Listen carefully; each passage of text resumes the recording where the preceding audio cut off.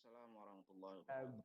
Good morning, ladies and gentlemen, all of the participants, the audience of this lovely international webinar. Um, I thank you. You join us in this event. Our event is an international webinar with the title of the Efektivitas Pemberlakuan New Normal Masa Covid-19 di 3 negara, Indonesia, Jepang, dan Malaysia. Or we can call it the effectiveness of the implementation of the new normal era during COVID-19, a lesson from 3 countries, Indonesia, Japan, and Malaysia. Okay, before I start this event, I want to introduce myself. I will be your host and moderator for this event, this webinar. My name is Dr. Henry Aspan. Right now, I'm the lecturer in the Universitas Pembangunan Pancabudi. I'm also the alumni of Master of Law, Magister Hukum, Universitas Pembangunan Pancabudi, class of 2010.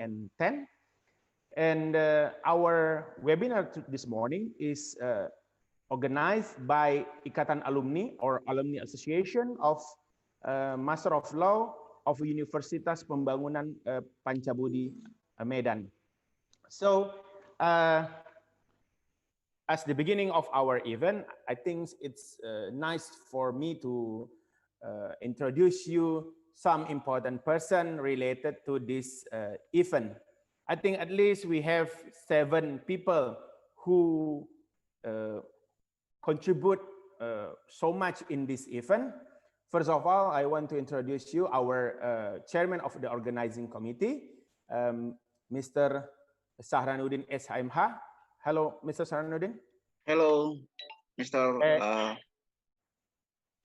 And the second, I want to introduce you also our Ketua Ikatan Alumni or Chairman of Alumni Association of Master of Law of Universitas Pembangunan Pancabudi, Dr. Yasmirah Mandasari Saragih SHMH. Hello, Dr. Yasmirah. Okay, beside both of them is a person who... How are you today? You are so handsome today, I see. Okay, thank you very much, Dr. Yasmirah. And both of them, I mean, these 2 person is a person who responsible for this webinar, because this webinar is hosted by or organized by the Ikatan Alumni Magister Hukum Universitas Pembangunan Pancabudi. Okay, beside these 2 person, we have other 5 persons. The other 5 persons, first is our keynote speaker, the honorary rector of Universitas Pembangunan Pancabudi Medan, Dr. Haji Muhammad Isa Indrawan SMM, and he become Dr. Isa become our keynote speaker. And the second is our speaker from Malaysia. Okay, our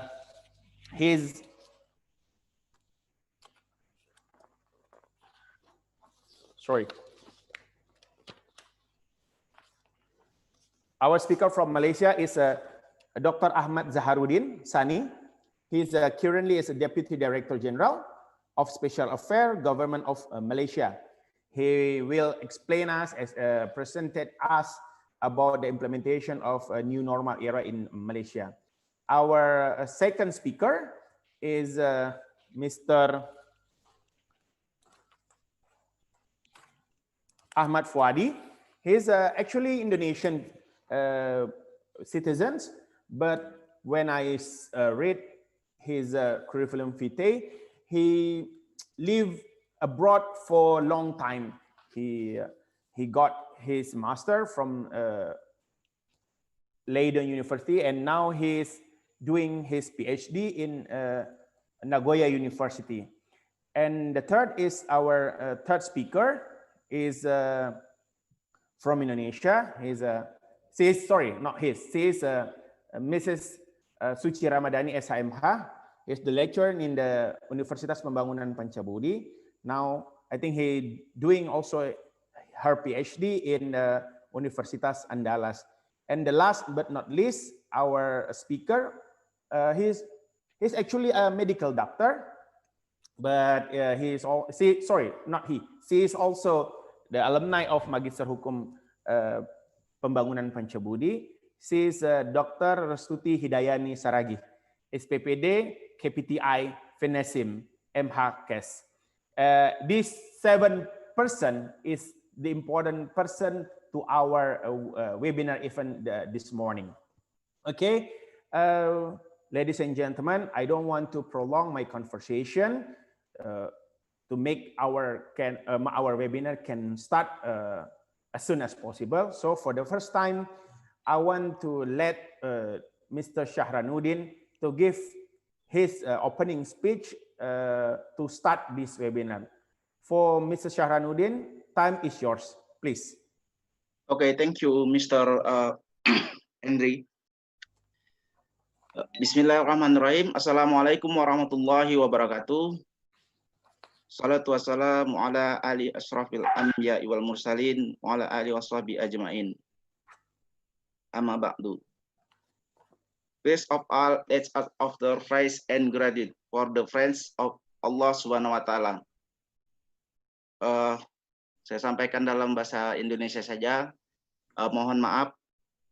Jadi di sini saya sampaikan kepada seluruh yang turut serta puji syukur kepada Allah Subhanahu wa taala bahwasanya kita masih diberikan kesempatan acara pada pagi hari ini sehingga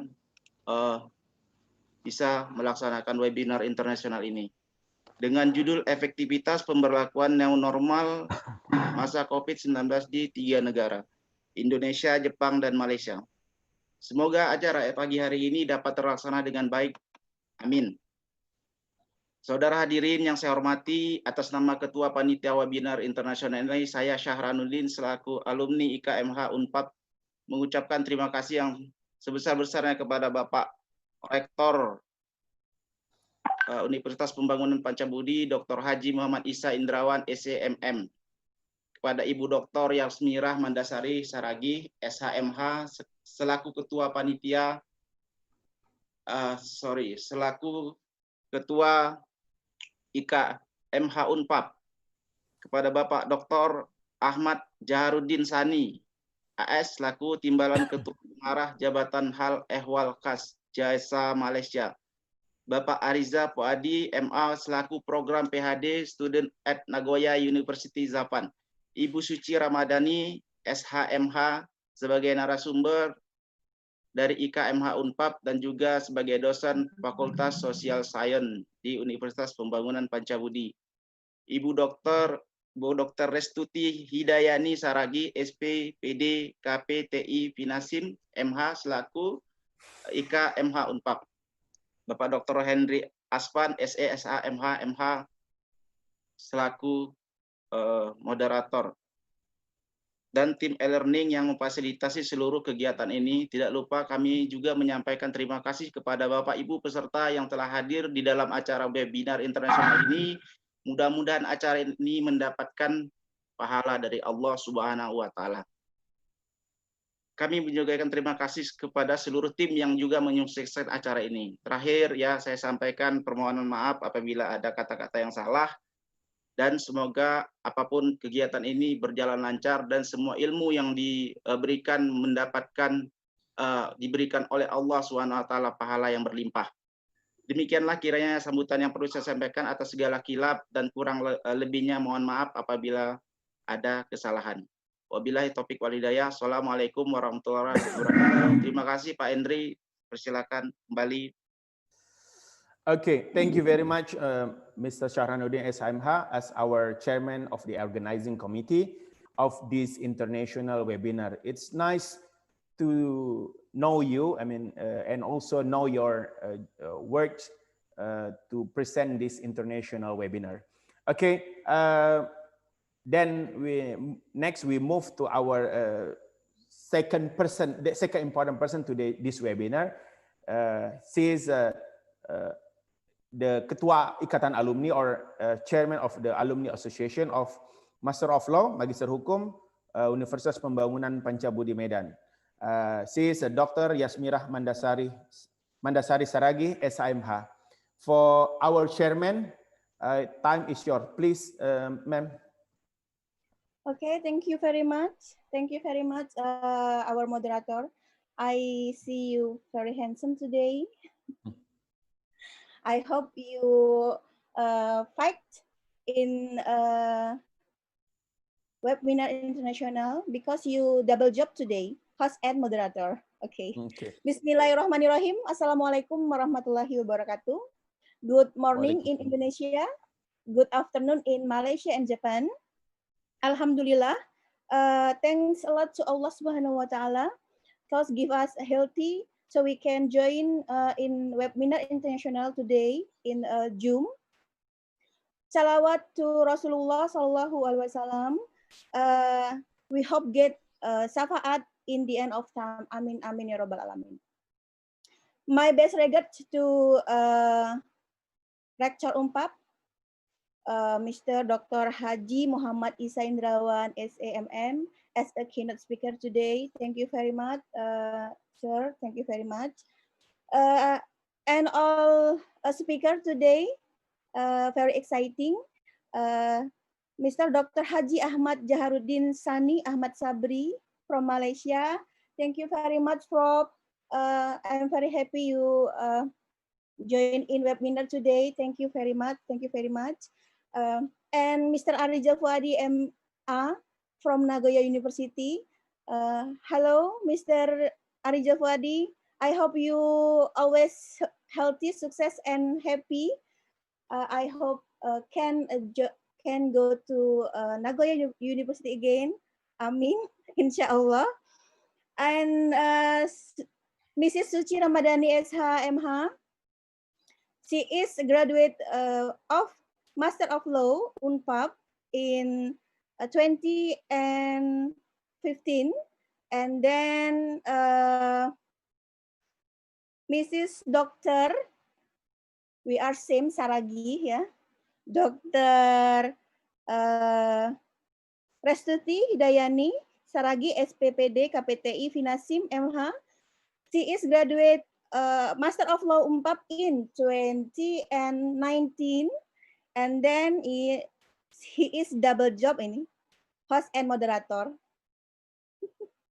I very thank you for him, Dr. Henry Haji, ya, Dr. Haji Henry Aspan, SA SHMA MH. He is graduate of Master of Law Unpad in 2013. She is very successful in Batam, ya. Okay. And then Chairman of Committee, Mr. Saranuddin SHMH.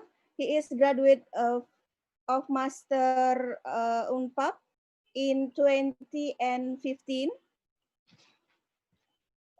And then say thank you, best regard to Dr. Rija, Dr. Tengku Rija yang telah help us to link Zoom, and then to team learning Unpad. Thank you very much.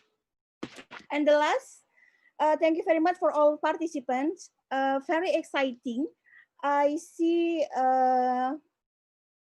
very amazing because participants reach 500 people. It's so amazing. I think very alhamdulillah. This because there are many positive response to IKMH activities. I'm very happy because I have a qualified and diligent IKMH Unpad success team. Likewise with MH Unpad alumni who are beneficial to the community. I hope there will be many activities that we can hold in the future. Amin. Thank you very much for all. Thank you very much. I close with wassalamualaikum warahmatullahi wabarakatuh. Moderator Dr. Henry Aspan, International Webinar in yours. Thank you very much. Okay, sorry. Okay, thank you very much, Dr. Yasmirah Mandasari Saragi, SHMH. Thank you for both of you, Mr. Shahranuddin and Dr. Yasmirah. Thank you. You both is the important person to make this webinar can be happens this morning. Okay. Once more, I don't want to prolong my conversation because this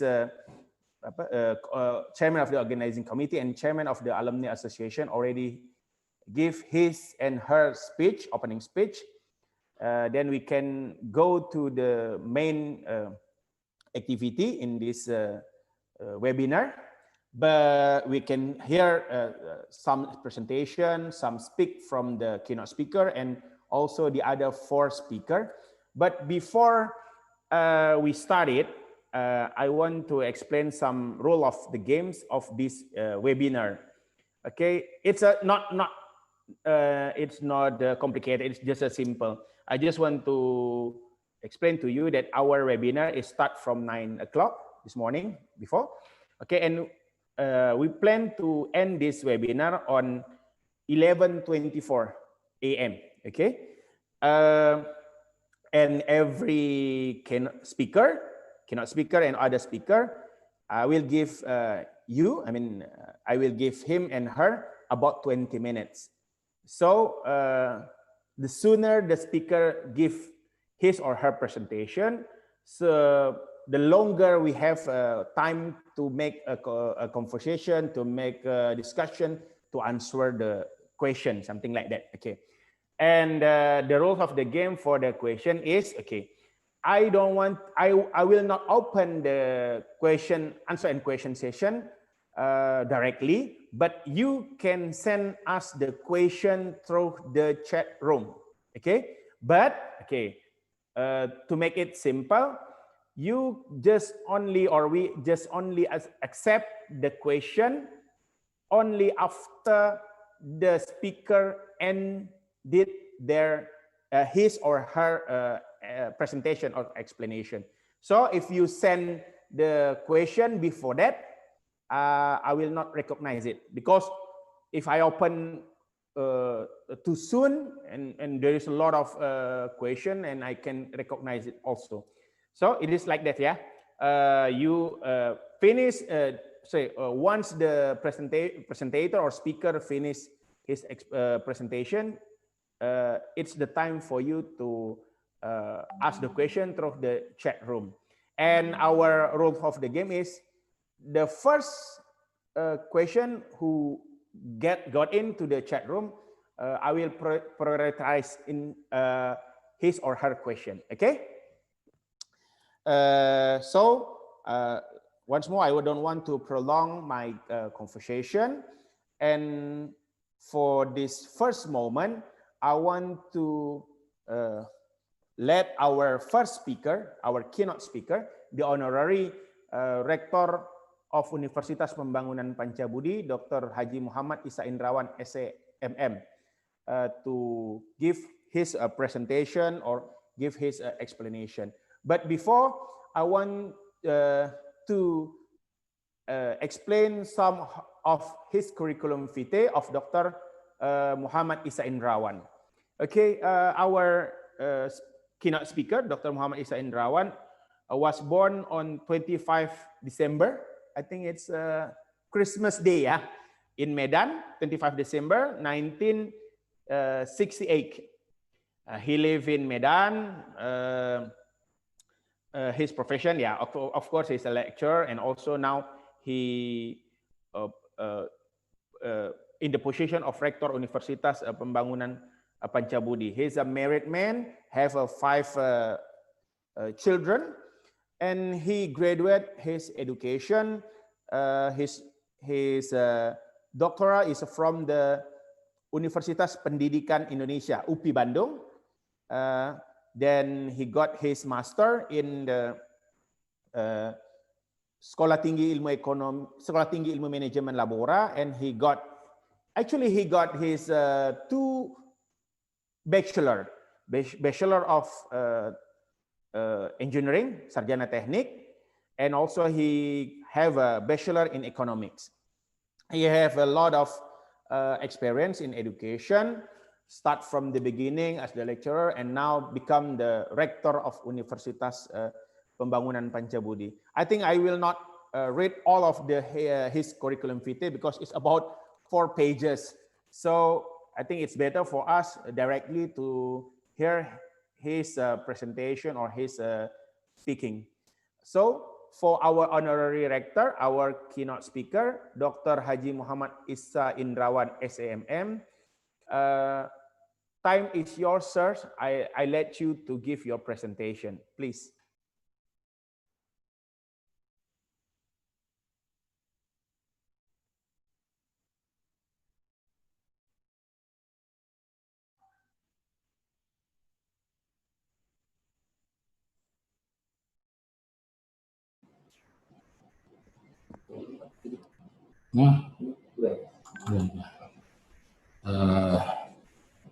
Good morning, Dr. Isa. Morning. Morning. Please, sir, we're already waiting for you.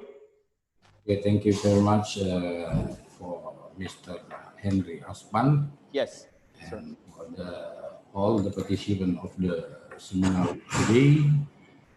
Firstly, I would like to say thank you very much for the committee that organized the seminar that we will do today. I'd like to speak about the content. Assalamualaikum warahmatullahi wabarakatuh. Peace be upon you and Allah mercy and blessing. Praise and gratitude to the committee for the presence of Allah Subhanahu wa Taala who has granted us health so that during this time of the pandemic COVID-19 we can still carry out our activities with high enthusiasm. Hopefully prayers and greeting will always be poured out to Rasulullah Sallallahu Alaihi Wasallam, to whom I respect the speaker of today's webinar who are in different parts of the world like Indonesia, Malaysia, Japan, Brunei Darussalam and others, and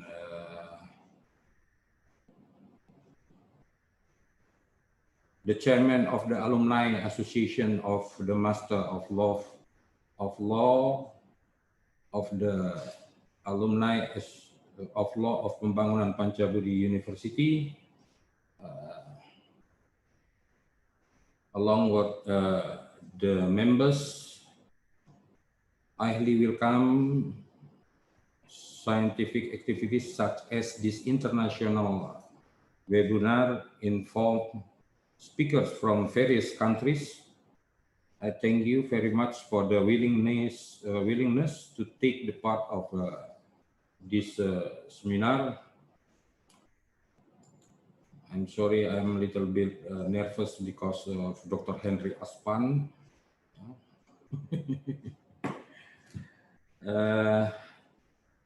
Today we will done a seminar for.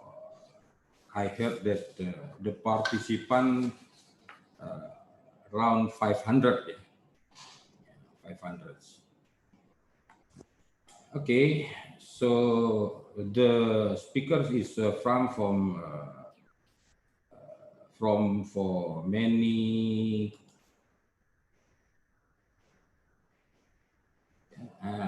from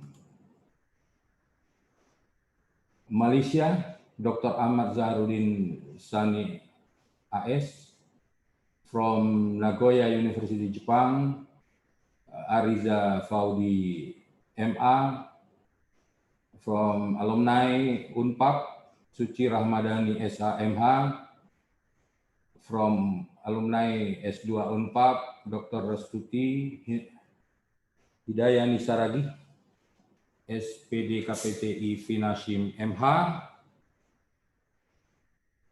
and for the Dean, also for the others. Welcome to the seminar Pancabudi. We know that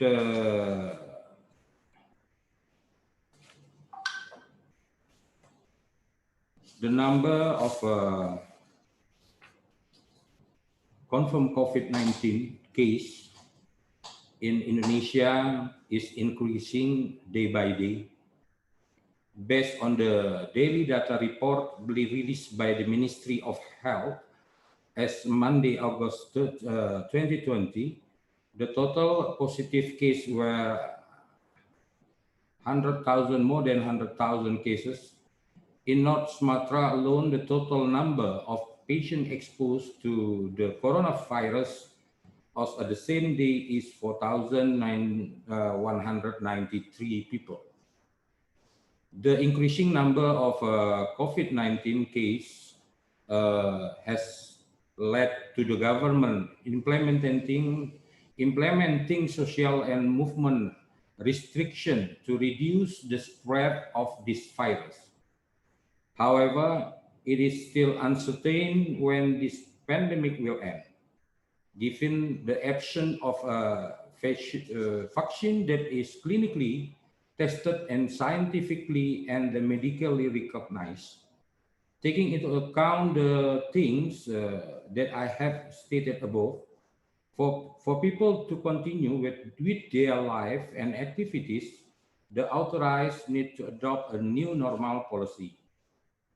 The government has issued a new normal protocol for offices and industries, which is regulated in the Ministry of Health Decree number HK 0.1017/Menkes 328/2020 about the guidelines for the prevention and control of COVID-19 in office in industrial workplaces in support of business continuity in pandemic situation. Regarding the implementation of adaptation, the new normal amid the coronavirus pandemic in the city of Medan, the local government issued a regulation of the Mayor of Medan number 27 of 2020. This regulation regulates several things regarding how the community must adopt a clean and healthy lifestyle, starting from the implementation of the new normal in the workplace, in the study room, to the means of the transportation. This regulation also controls that of learning activities in school and other education institution and Islamic boarding school, religious activities in place of worship, activities in public facilities such as parks and other crowded places are also regulated in this regulation. In the field of education, especially higher education, through the Ministry of Education and Culture, the government has issued various policies related to the adaptation measures for new normal. Don't let the campus become a new cluster in the spread of COVID-19. There are three policies issued by the Ministry of Education and Culture regarding the performing of educational activities, especially higher education in the new normal era. First, that there will be no delay in the commencement of the new academic year of 2020-2021, and that it will continue to run according to the established academic calendar, which is at the end of the August 2020.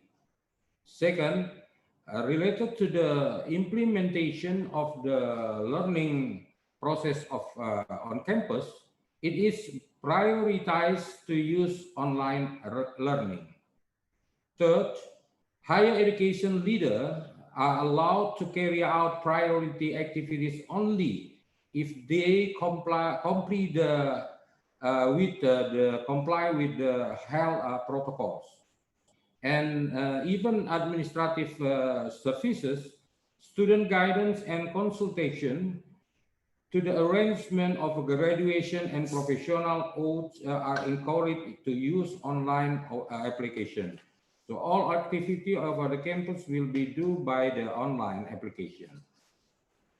Since the beginning of the declaration of a national health emergency, University of Pembangunan Pancabudi Medan has issued many guidelines and protocols for campus activities by implementing health protocols. UNPAP has also provided supporting facilities and infrastructures such as disinfection booth, hand washing facilities, hand sanitizer facilities, and social restriction such as social distancing and physical distancing. The implementation of administrative services process and learning activities have also followed by government regulations, which are carried out online through e-learning program and other applications. Likewise, the implementation of semester exams, final assignment guidance, proposal seminars, result seminars, and grade table examination are conducted online. UNPAP issued technical instruction and their implementation was well done. It is undeniable that universities are also affected by this pandemic, mainly economically. Many students are constrained by tuition fees due to the economic downturn.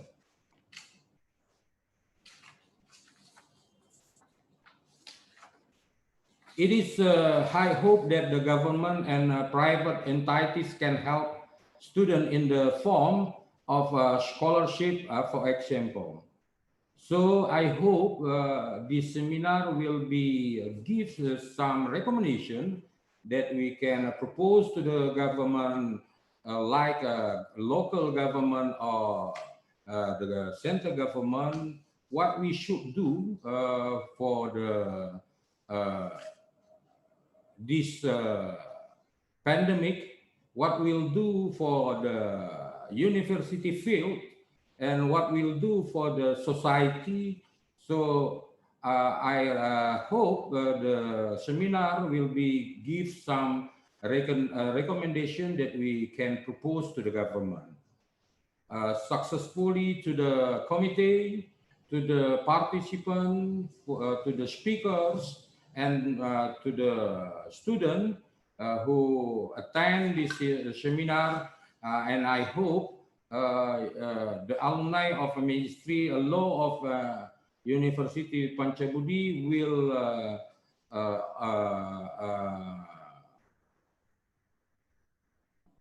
will do many seminars like this seminar. That I think this the third seminar or fourth seminar, I forgotten. Maybe the third seminar already held by the alumni of the Magister Law of Pancabudi. So finally, that is all of my welcome speech. Hopefully, we can gain numerous knowledge from this webinar, and that it will be useful for all of us. I thank you profusely for your attention. Wassalamualaikum warahmatullahi wabarakatuh. Okay. Thank you very much. Thank you very much. Thank you very much. And applause for our honorary rector of Universitas Pembangunan Pancabudi, who already gave his speech on the opening of this webinar session. Like what I can get from what Dr. Isa said is, he reminds us that actually government is already make many regulation to guide us, how to guide us, to guide the society, how to guide people, how to conduct during this pandemic era. In any activities, business, education, and also in activity of prayer. Okay, and to continue this regulation, Dr. Isa give his experience what he do in Universitas Pembangunan Pancabudi. He said that Universitas Pembangunan Pancabudi already also issue many of guidance for any academic scholar in Universitas Pembangunan Pancabudi in doing his Tridharma perguruan tinggi, teaching, research, and also society service. And Universitas Pembangunan Pancabudi, he said, Dr. Isa said, already built many tools, many structure to support this, such as e-learning system and so on and so on. Now in Pancabudi, we not only do learning, doing e-learning, but also did the exam, final exam, we call skripsi or sidang thesis, also using e-learning system. I think it's some that we can get from Dr. Isa. Thank you very much once more, Dr. Isa, for your opening speech. Thank you, Dr. Arfan, especially that you're using the Tengkulo, yeah, for today. Thank you very much. Okay, yeah, it's our culture, sir. So we have a same style this morning. Okay. Okay, so like I said before, our participant, you can send your question to our keynote speaker. Start from now. The first question, we will record it, and later if Dr. Isa will to answer, and I send the question to him and he will answer. But before, I think it's better for us to move to the other speaker, our first speaker from Malaysia, Dr. Ahmad Zaharuddin Sani. Okay. Before I give time to Dr. Ahmad Zaharuddin Sani, I think it's nice for me to read his curriculum vitae. Our speaker from Malaysia, Dr. Ahmad Zaharuddin Sani, I think it's not only academician, but also is practitioners, because I read from his curriculum vitae. Dr. Ahmad Zaharuddin Sani is currently the Deputy Director General, Special Affairs Department, Government of Malaysia. So before joining this prestigious department in Malaysia, he was the Strategic Communication Officer for the government and also held position as senior lecturer in University Utara, Malaysia. So like I said before, he's an academician and also he's a practitioner. His specialty is in nation building, where he has authored for more than 25 books, imagine it, and hundreds of articles such as journal. He is also well known as TV personality and speaker in national agenda and policy. So once more, I don't want to prolong my conversation. Right now, I give time to Dr. Ahmad Zaharuddin. Please, sir, I let you to give your presentation and explanation. Bismillahirrahmanirrahim. Assalamualaikum warahmatullahi wabarakatuh. Everybody can hear me clear? Clear. Right. So thank you very much, Pak Henry. Yes, sir. Moderator, nice Tengkolok. So to director, same I think we Tengkolok. should use the same actually. Actually, that in Malaysia where you wear Tengkolok, that our wives will be quite worried. Oh, okay. Please, sir. Hope that your wife will be secure at home, then peace of mind.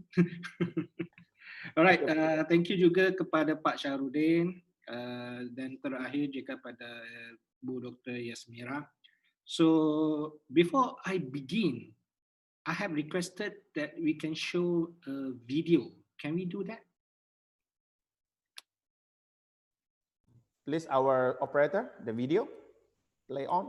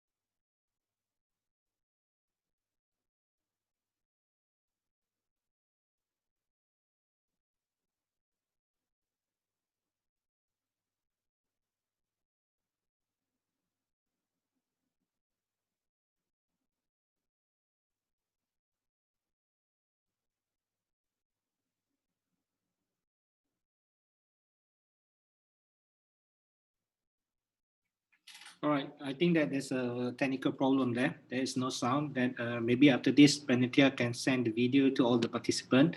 So actually, that what I try to show here is what Malaysia had done during the pre-COVID things and post-COVID, and where we digitalize everything, something that maybe Indonesia can learn from us.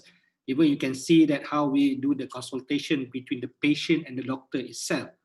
We do the pre-consultation before they come in to do the physical consultation face by face is something that's good, so we can minimize from the spreading of the disease itself. Okay, so to begin with, I would like that if the Panitia can help me by sending the PowerPoint, then I can go through it. So my topic will be the effectiveness of the new normal enforcement COVID-19, special reference to the Malaysia itself. Panitia, can you assist me on this? Or yeah, thank you very much. All right, this is my topic for today. How effective or not about the new norm enforcement COVID in Malaysia. So the next slide, please. Right, so today I will talk about something about this is a thing that the guideline that I will talk today, something about the general situation what happened in Malaysia. Number two, about the preventive measures that we have done. I also will talk about the Recovery Movement Control Order, RMCO regulations. I also talk about the foreign travel restriction. I will touch about my suggested application, something that we have seen before in the video just now. I will talk about the exit strategy, what we have done. Then I will talk about the measure of economic relaunch, about the APEC summit. Then we will talk about the Malaysia proposed post-COVID-19 ASEAN-led economy recovery plan, and we'll go for the conclusion. Next slide, please. All right, let's look into the general situation. On the 16th March 2020, the Malaysian Prime Minister Muhyiddin Yassin had made a televised speech and announced a movement control order, or we know as MCO, for Malaysia, as a preventive measure in response to the COVID-19 pandemic in the country. Since then, Malaysia went through 5 phases of movement control order, with all the strict action recommended by the World Health Organization, WHO, to effectively contain the COVID-19 outbreak. As on the 7th May 2020, the Malaysian Minister of Health and Dr. Noor Hisham Abdullah clarified that Malaysia had met a few of the 6 criteria for a country to end a lockdown as set by the World Health Organization, and on the 7th June, Malaysian Prime Minister again announced the Recovery Movement Control Order will take effect from the 10th of June 2020 until 31st August 2020, with more lenient restriction. So from the 10th June onwards, majority business sector are allowed to resume their operation as usual with the very strict standard operation procedure. As you know, Malaysia had been recognized as one of the most successful countries in the world in handling and controlling the COVID-19 pandemic, due to the cooperation from Malaysian public and adhere to the SOP established by the Malaysian government. The recovery rate of COVID-19 case in Malaysia is at the number of 97%, which is among the highest in Asian country. At the end of the 20th July, as when I write this paper, there are a total of 8,904 COVID-19 cases in Malaysia. Breakdown into the 124 death cases, 179 cases of hospitalization, and 8,601 recovered cases. So Ministry of Health categorized COVID-19 zone into 3. We have categorized this thing. We have red zone, we have yellow, we have green. The meaning of the red zone that we have anything that beyond 41 cases. Yellow is below the 40 cases. and the green is no active case at all. So as on the 20 July 2020, there are 1 red zone, 21 yellow zone, and 200 green zone. Okay, let's look into this thing. What we have done, the preventive measure. We start off with the movement control order from the 18th to 31st March 2020 for the 2 weeks. I mean, for the 2 weeks to look into how we deal with it, to cope with it. Then we move into the second one from the 1st until the 14th April, still another 2 weeks. From 15 to 28 April, same thing. 29 to 3rd April. I remember that during the Hari Raya, the Lebaran itself, that we are locked down. We are not allowed to go back to our own village to see our parents. So on the 5th conditional movement control order, a little bit lenient from the 4th to 11 May. Then we have the conditional movement control order from the 12th May to the 9th June 2020. And now, right now, what we're doing right now, we call it recovery movement control order. Start from the 10th June till 31st August. The CMCO replaced the recovery movement control order, which take effect from the 10th June to the 31st August with more lenient restriction.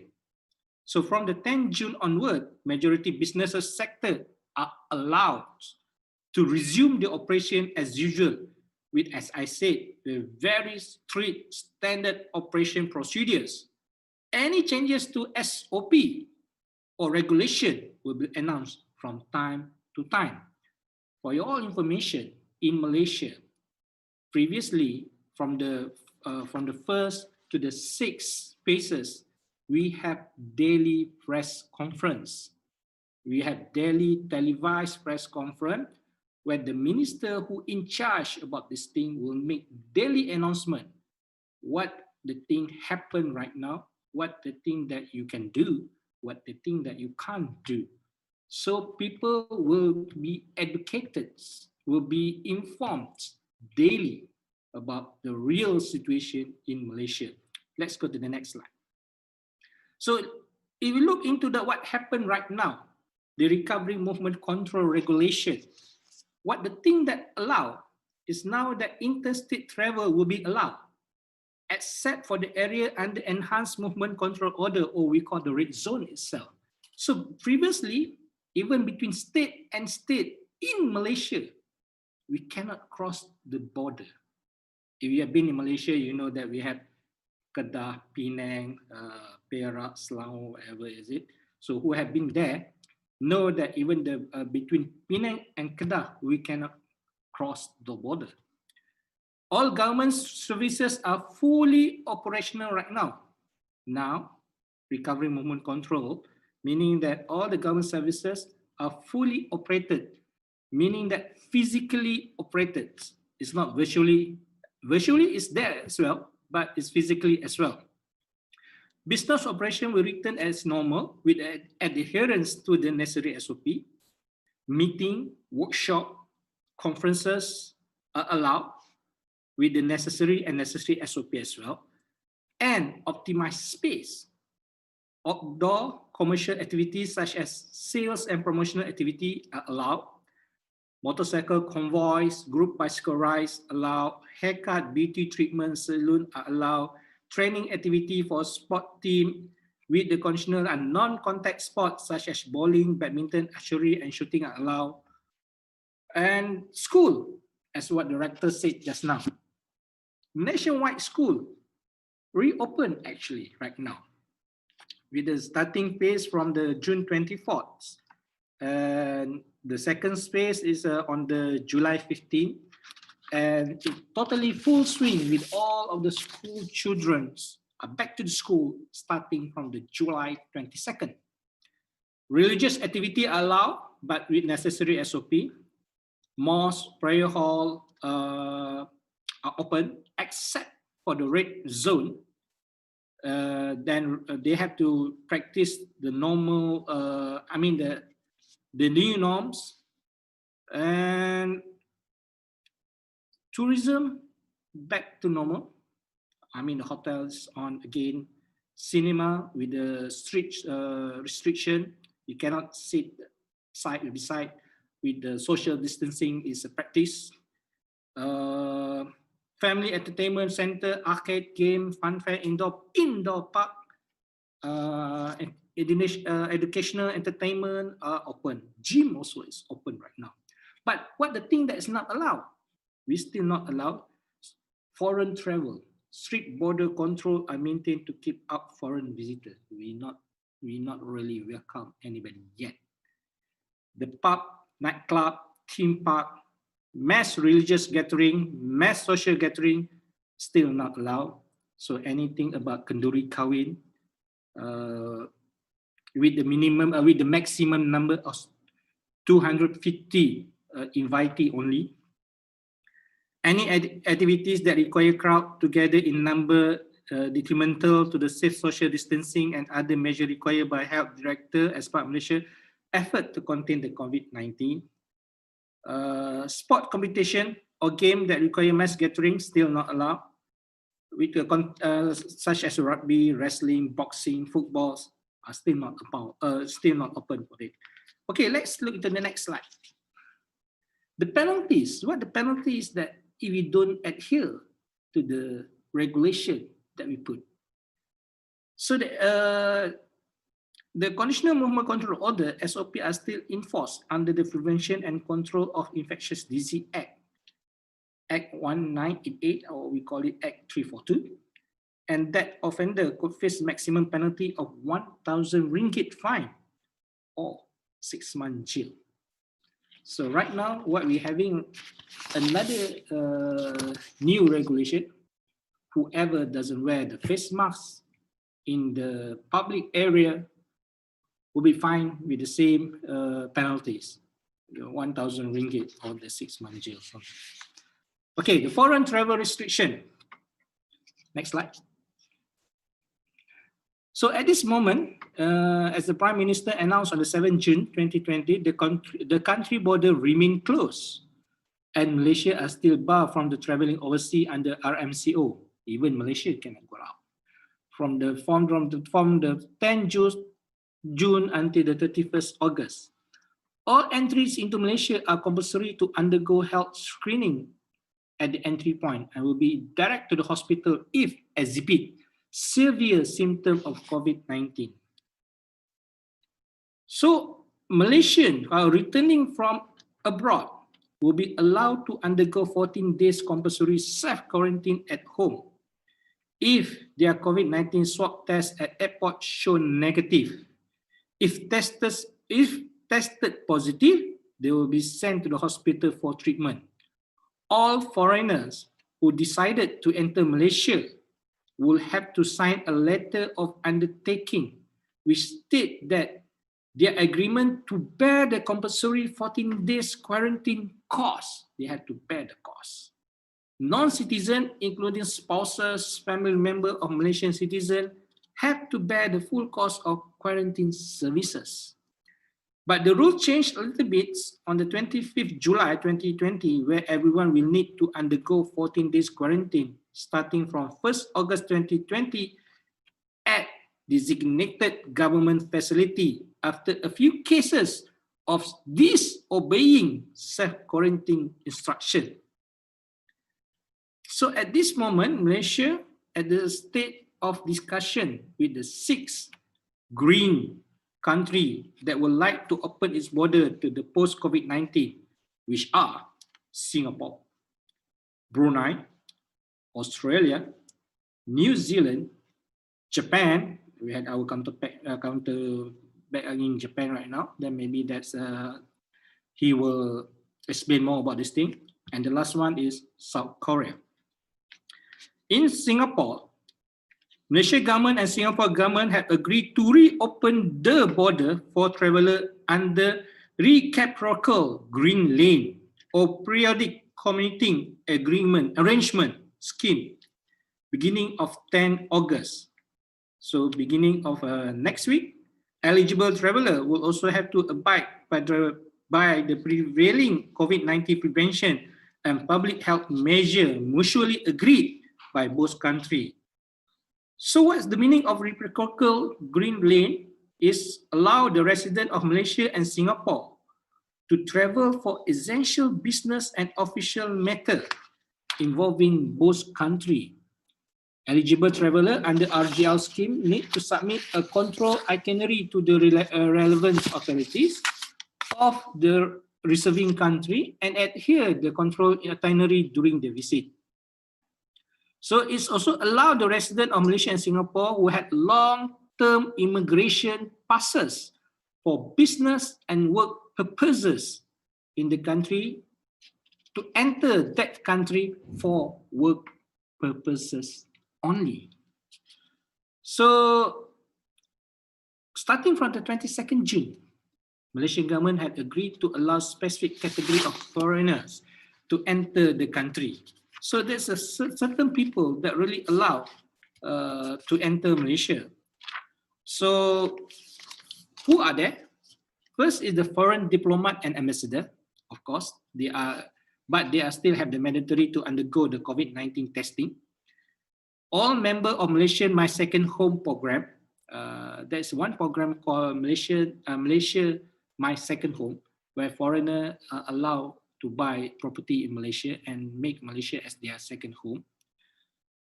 Skilled worker, knowledge worker with an active pass. So whoever under this category, especially even the lecturer, foreign lecturer, are allowed to come back. New expatriate, skilled worker, knowledge worker, a new one. The previous one is the one that already in Malaysia, that been working in Malaysia before. Now we allow also people had new to Malaysia, mean that they are in the category of expatriate, skilled worker to come in. Dependent, including foreign maids to the expatriate, skilled worker and knowledge worker. I mean that their spouses, their family member, close family member to them are now allowed to join them. Expatriate under the employment pass also can come in. International student studying in Malaysia are allowed to come back as well. As well, the last one is the foreigner seeking medical treatment. They are now welcome to seek the medical treatment in Malaysia. Okay, let's go to the next slide. Okay, this is the one that well practiced in Malaysia. So My Sejahtera application. My Sejahtera application is about something that in your phone that we do the tracking. So need to download this application to their phone, and wherever you go, you need to scan it to the premises, to the school, to the university, to your offices. Wherever you go, from one point to another point, you need to scan through your handphone. The reason to do this is if we detect any case about COVID-19, whoever to been in that premises, we can call all the person, whoever being into the place at the same time to do the test. This is how one of the best thing, one of the best tracker, one of the best application that we do to ensure that we can cut off the spread of the disease. Next, please. So what we do to get the exit strategy, what we do after the COVID-19. Yes, apart from the video I have showed, we need to, the main problem right now is when the COVID-19 occur in the world, economics really go down. For those who are really working in the government, for those working with the sector, with the monthly pay, maybe they won't feel the suffer compared to those who really work by their own, especially when the Malaysia go for the lockdown for the 5 phases, where they cannot go out, they cannot find their own earn, they cannot do their own businesses, the hawker, the street seller, they didn't get anything from it. So we need to have another exit strategy pace, especially right now, where the thing that's when the number of the patient, the one who have with the disease have go down into only 2 digits, and sometimes Malaysia only 1 digit. So we need to open up. We need to open up the Malaysia to the economics. We need to open up so make sure that people can earn something. So actually, to cut short, I know that I have another few minutes. I think that my paper can be distributed by the peninsula after this. We have 2 plans. First, we call it Prihatin, and the second one we call it Penjana. Prihatin is we call it rangsangan ekonomi prihatin rakyat, right? So something that we give a moratorium to the people, something that we give what I call that monetary assistance to people who really need it. As long as they are eligible to be given, then we give to them. The second phase, let's go for the next slide. The second phase is, we call it the Penjana. Penjana is we call it the 6-phase plan. What is the 6-phase plan? Is resolve, resilient, restart, recovery, revitalize, and reform. So the Malaysian government is planning to revive the economic activity by formulating a comprehensive short, medium, and long-term economic recovery plan, which will complement the various announced economic stimulation package, which is known as Penjana. Next slide, please. All right. We know that effect is something that important to us, and important not just for Malaysia. It's also important for the world, because it's something that we discuss about the economic stimulation packages, what we can do among each other. So we haven't decided about this thing. Either we will host the summit virtually, either we host the summit through a hybrid offline virtual format of allowing green zone country to attend physically while others attend virtually, or maybe that we will postpone to 2023. It depends to the real situation right now. If the world situation is getting worse, maybe that we will postpone it to 2023. And as the chart showed today, Philippines had overtakes Indonesia in the number of increasing of patients that contacted with the COVID-19. And we hope that, I pray that for the whole Asian country, especially, that we can be strong, we find a way how to solve this thing together. So let's look into the next one. Why I said this is because we propose something for the Asian Economic Recovery Plan. What we propose is the member of ASEAN to formulate a post-COVID economic recovery plan for Asia. We focus on financial social safety net, especially the food security and education aspect. What happened if this thing happened again? Just have something in imagination. If all the countries in Asia practice lockdown, nothing can be crossed among the border. What will happen to the food? What will happen to the food distribution? If a certain country have a problem, a shortage of the food, what we will do? And we know during the COVID-19 era right now, all the country, I will say all the country are being a little bit selfish. What they are thinking is just about how to survive among themselves. The only thinking that all the country have is intra-thing, it's not inter-thing. Intra-thing is something that what they're thinking about domestic thing, is not something that alliance thing. Even though that we have Asian, that we know that is something that we need to tie together, we need to be together. We always said that for good and for the worst, but when the worst come, everybody think about themselves.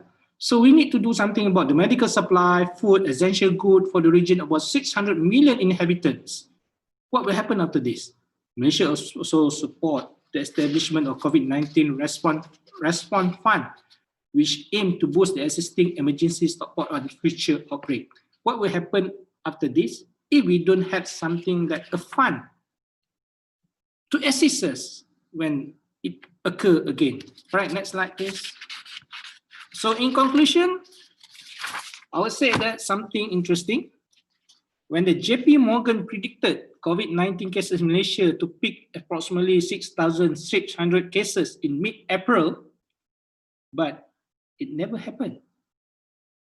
Why? Because we have done all our level best to contain it.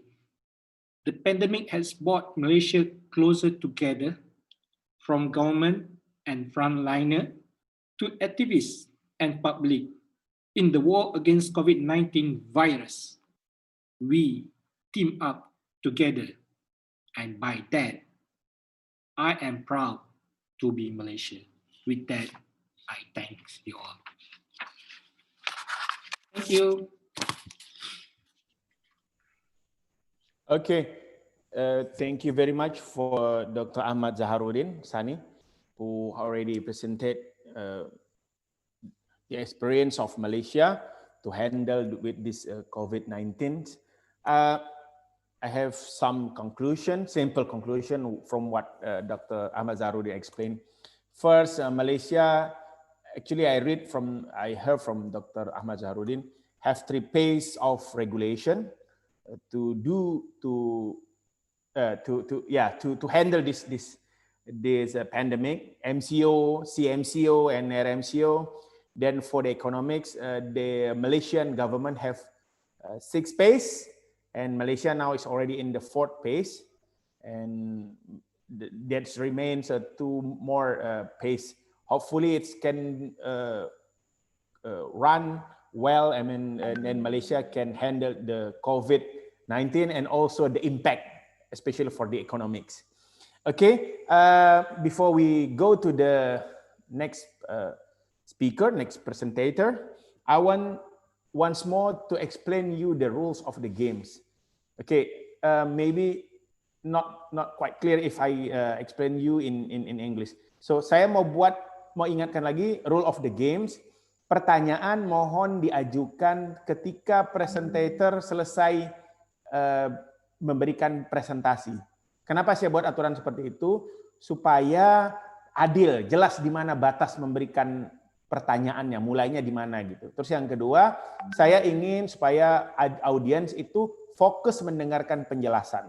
Kalau buat pertanyaan sebelum mendengarkan penjelasan kan ibaratnya sudah bertanya tapi belum dijelaskan, kira-kira gitu ya. Karena saya lihat ada yang sudah mengirim pertanyaan walaupun presentator belum menyelesaikan presentasinya. Jadi untuk speaker berikutnya, presentator berikutnya, mohon selesai penjelasan yang bersangkutan baru dikirimkan pertanyaan melalui chat room. Okay. Once more, I don't want to prolong my conversation. And I think it's better for us to move to the next presenter, to next speaker from Japan. Actually, Mr. Ariza Fuadi is an Indonesian citizen, but he lived so long time in abroad. Okay, he is a bachelor. He graduated bachelor from Universitas Islam Negeri Sunan Kalijaga in Yogyakarta. He graduated from his Master of Arts in Islamic Studies from the Leiden University in the Netherlands, and now he's in an ongoing process to finish his PhD in the Nagoya University, Japan, at the Graduate School of International Development. I think Mr. Ariza Fuadi already have a long experience abroad, and now he's in Japan. And I think as a student, he's a people who live in Japan, he can explain, he can tell us how about the implementation of this new normal era regulation or order in Japan. So for Mr. Ariza Fuadi, I give you the time is yours, please, sir. Okay, thank you very much. Assalamualaikum warahmatullahi wabarakatuh. I will share my presentation first.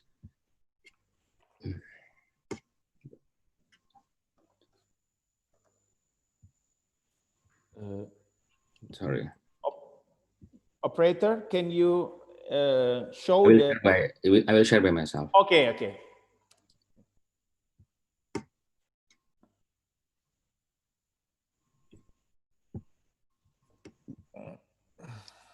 Wait a moment.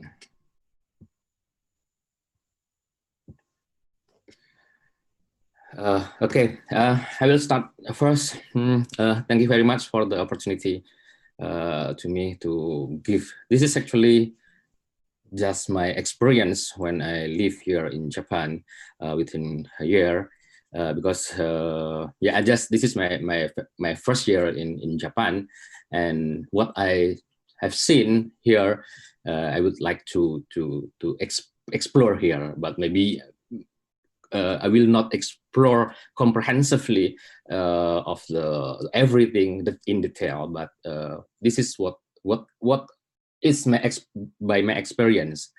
This is almost similar with the previous presenter about the effectiveness of the new normal enforcement COVID-19 in Japan experience.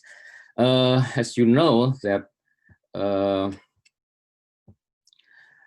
yeah, we know, all of us understand, feel this pandemic.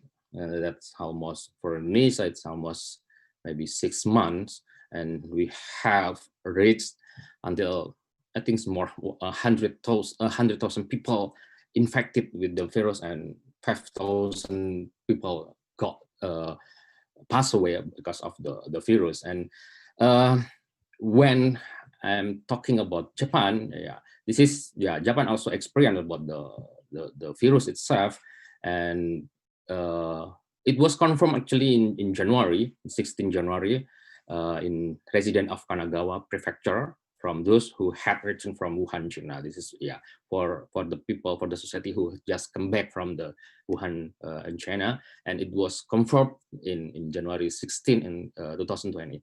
And then it was followed by a second outbreak that was introduced by traveling passengers and returnees from Europe and the United States between 11 and 23 March. According to the National Institute of Infectious Disease, the majority of virus spreading in Japan actually derived from the European type. This is a little bit different with the Wuhan type. I mean, from the Wuhan, it's already gone, but it is coming from the people from Europe. But we can see here the Japan's death rate per capita from coronavirus is one of the lowest in the developed country world. I mean, it's only 2 to 3% from the total cases. And yeah, this is because of social effects caused by community immunity, because yeah, Japan society had a BCG tuberculosis vaccine. And yeah, also about the cultural habits such as bowing etiquette. Yeah, we know that the culture in Japan, we do not shake hand or give hug, no, we just do bowing to respect each other, or to say regards, etc. Or yeah, Japan people also wearing face mask. When I go outside, we always wearing mask. Maybe when I go outside, I only see 1 or 2 people without wearing mask, but almost all they are wearing a mask. And hand washing with sanitizing equipment, protective genetic trait, and relative immunity conferred by the mandatory BCG tuberculosis vaccine, as I said before. Yeah, within 6 months, yeah, this confirmed, but this is not the really update. I have the more updated cases in Japan, but this is within 6 months from January. It's confirmed 33,000 cases, and and 1,000 people is dead. How about the government responses to the COVID-19, the first phase is the containment. This is the initial response of the Japanese government of the COVID-19 outbreak, was a policy of containment that focused on the repatriation of Japanese citizens from Wuhan, the point of origin of the pandemic, and the introduction of the new border control regulations. Shinzo Abe also prioritized the repatriation of Japanese citizens from Hubei province, because official negotiated with Chinese authorities to dispatch 5 chartered flights to Wuhan from 29 January to 17 February. Foreign citizens who had visited Hubei within 14 days, and to those with Chinese passport issued from there were restricted Japan to enter Japan. This is before the restriction of Japan in April 3. Before that, the government already restricted but especially for those who have Chinese passport. Abe also invoked the Quarantine Act to place the cruise ship Diamond Princess. Yeah, we had heard about this issue, and this is the first biggest cases in Japan, and it was quarantined in Yokohama. Quarantine officers were dispatched to the ship to prevent the disembarkation of crew and passengers, and to escort infected patients to medical facilities. The second phase is mitigation. Abe also instructed the government's coronavirus task force to quickly draft a comprehensive basic policy. The policy explains the most important objective must be the prevention of large-scale disease cluster and a decrease in outbreaks and deaths. Because it would not be possible for the government to prevent the spread of COVID in Japan in person-to-person basis, but it could be possible, or it might be possible, to regulate the overall spread the infection, and the uninfected outpatients with the light symptoms of the disease could overwhelm hospitals and turn waiting rooms into breeding grounds of COVID-19. Yeah, the virus could spread from the light symptoms who do not get take care in the hospital, but for those who only waiting in the waiting rooms in the hospital, they can also spread the virus from to the air. And yeah, because you know, in the hospital, in the waiting room is always closed room, so the virus could spread over that room. And for those who just waiting and do not have the symptoms with the coronavirus, could get also infected from the light symptoms patients.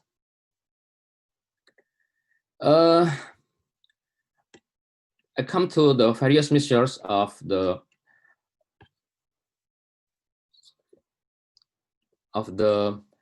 to prevent and mitigate the outbreak. It starts from January 30 that Prime Minister Shinzo Abe established the Japan Anti-Coronavirus National Task Force to oversee the government response to the pandemic.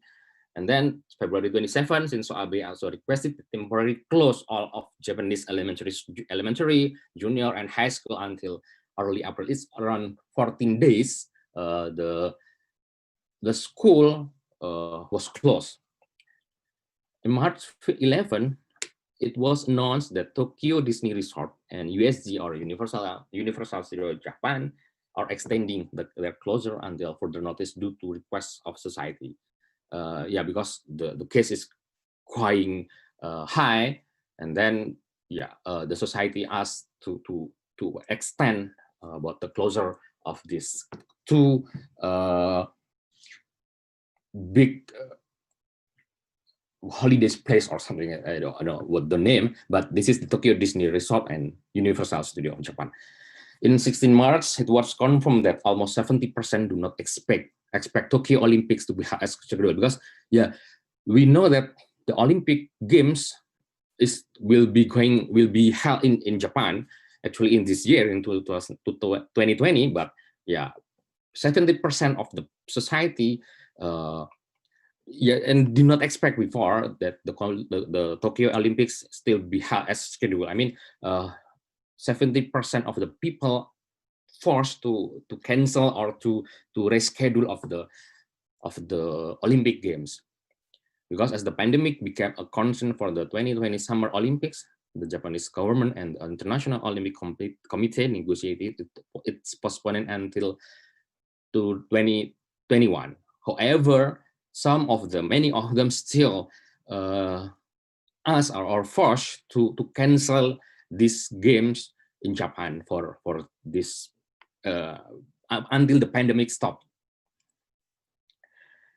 In April 7, Abe proclaimed a one-month state of emergency for Tokyo and the prefectures of Kanagawa, Saitama, Chiba, Osaka, Hyōgo, Fukuoka. And then April 16, the declaration was extended to the rest of the country for an indefinite period. Some medical professionals and media outlets have criticized the Japanese government for under-testing for COVID-19. May 14, Japan released the registry to relieve the nationwide state of emergency COVID-19 in 39 of Japan's 47 prefectures, or 54% of Japan's population. But it still applied in Tokyo, Osaka, Kyoto, Hyōgo, Hokkaido, Chiba, Kanagawa, and Saitama. It was going down for the case in Japan and then in May 21, the Japan ended the state of emergency in Osaka, Kyoto, and Hyōgo prefectures, and 25 May, all the prefecture in Japan stopped as the emergency situation. So, and it becomes going to new normal in Japan.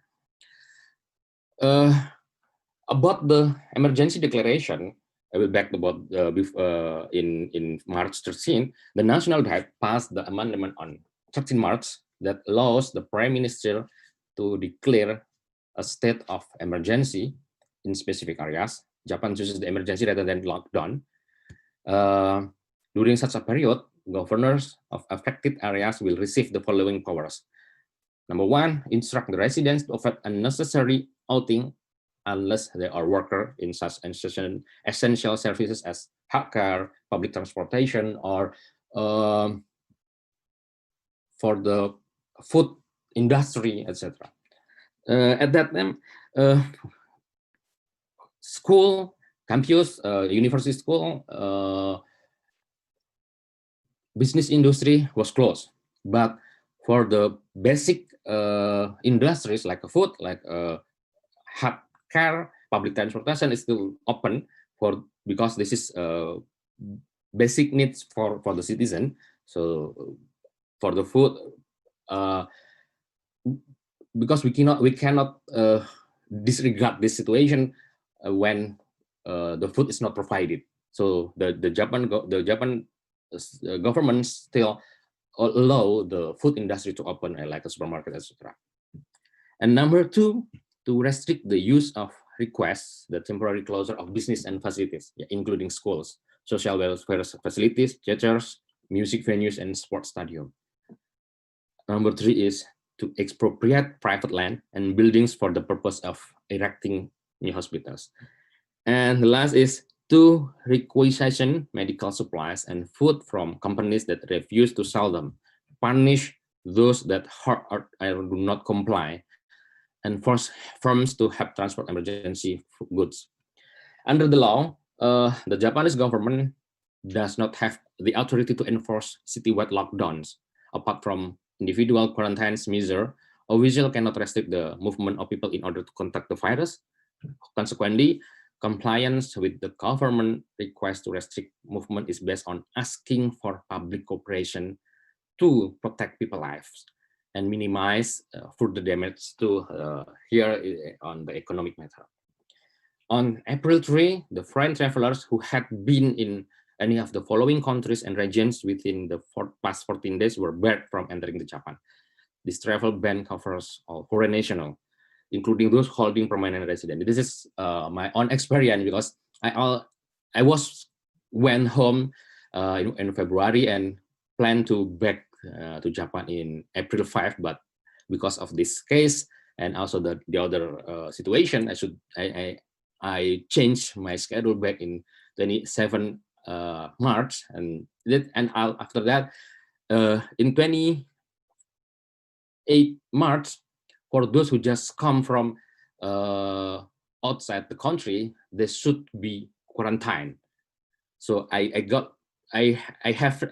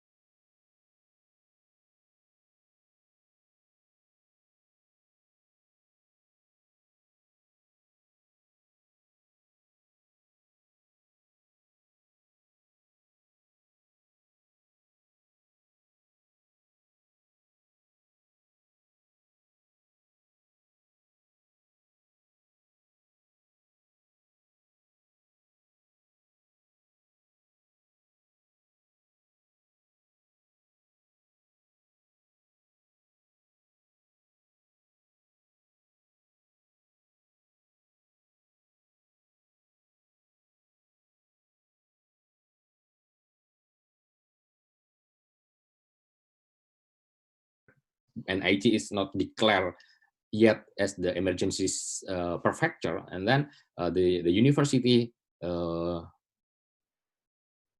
make this condition as high alert. I mean, yeah, government and regional authorities do not request school to close, so the activity is still normal, but with the new normal etiquette. And the last is the category C, and this is emergency. The government or regional authorities have requested all schools to close in accordance with a national declaration of a state of emergency. Due to the rapid increase in infected people, the measures must be taken immediately to prevent the spread of infection and ensure the safety of universities members. Individual infection have occurred in multiple parts of campus, or a cluster infection has been discovered. The current situation in the Nagoya University, about a week ago, there was one student got infected the virus in campus. At that time, directly the campus closed. The campus closed the university has been closed for after this student got infected the virus, and they informed to all students to stay at home, to not enter the school. So that's why, although the Aichi prefectures does not declare yet about the emergency situation. This is so the university has their own rule about the category, whether this is going to just caution or high alert or emergency. But yesterday, in last 2 days, the Aichi prefectures has just declared about the current situation as an emergency category. And yeah, we are asked to stay at home, do not go outside if it is not really important or some, etc.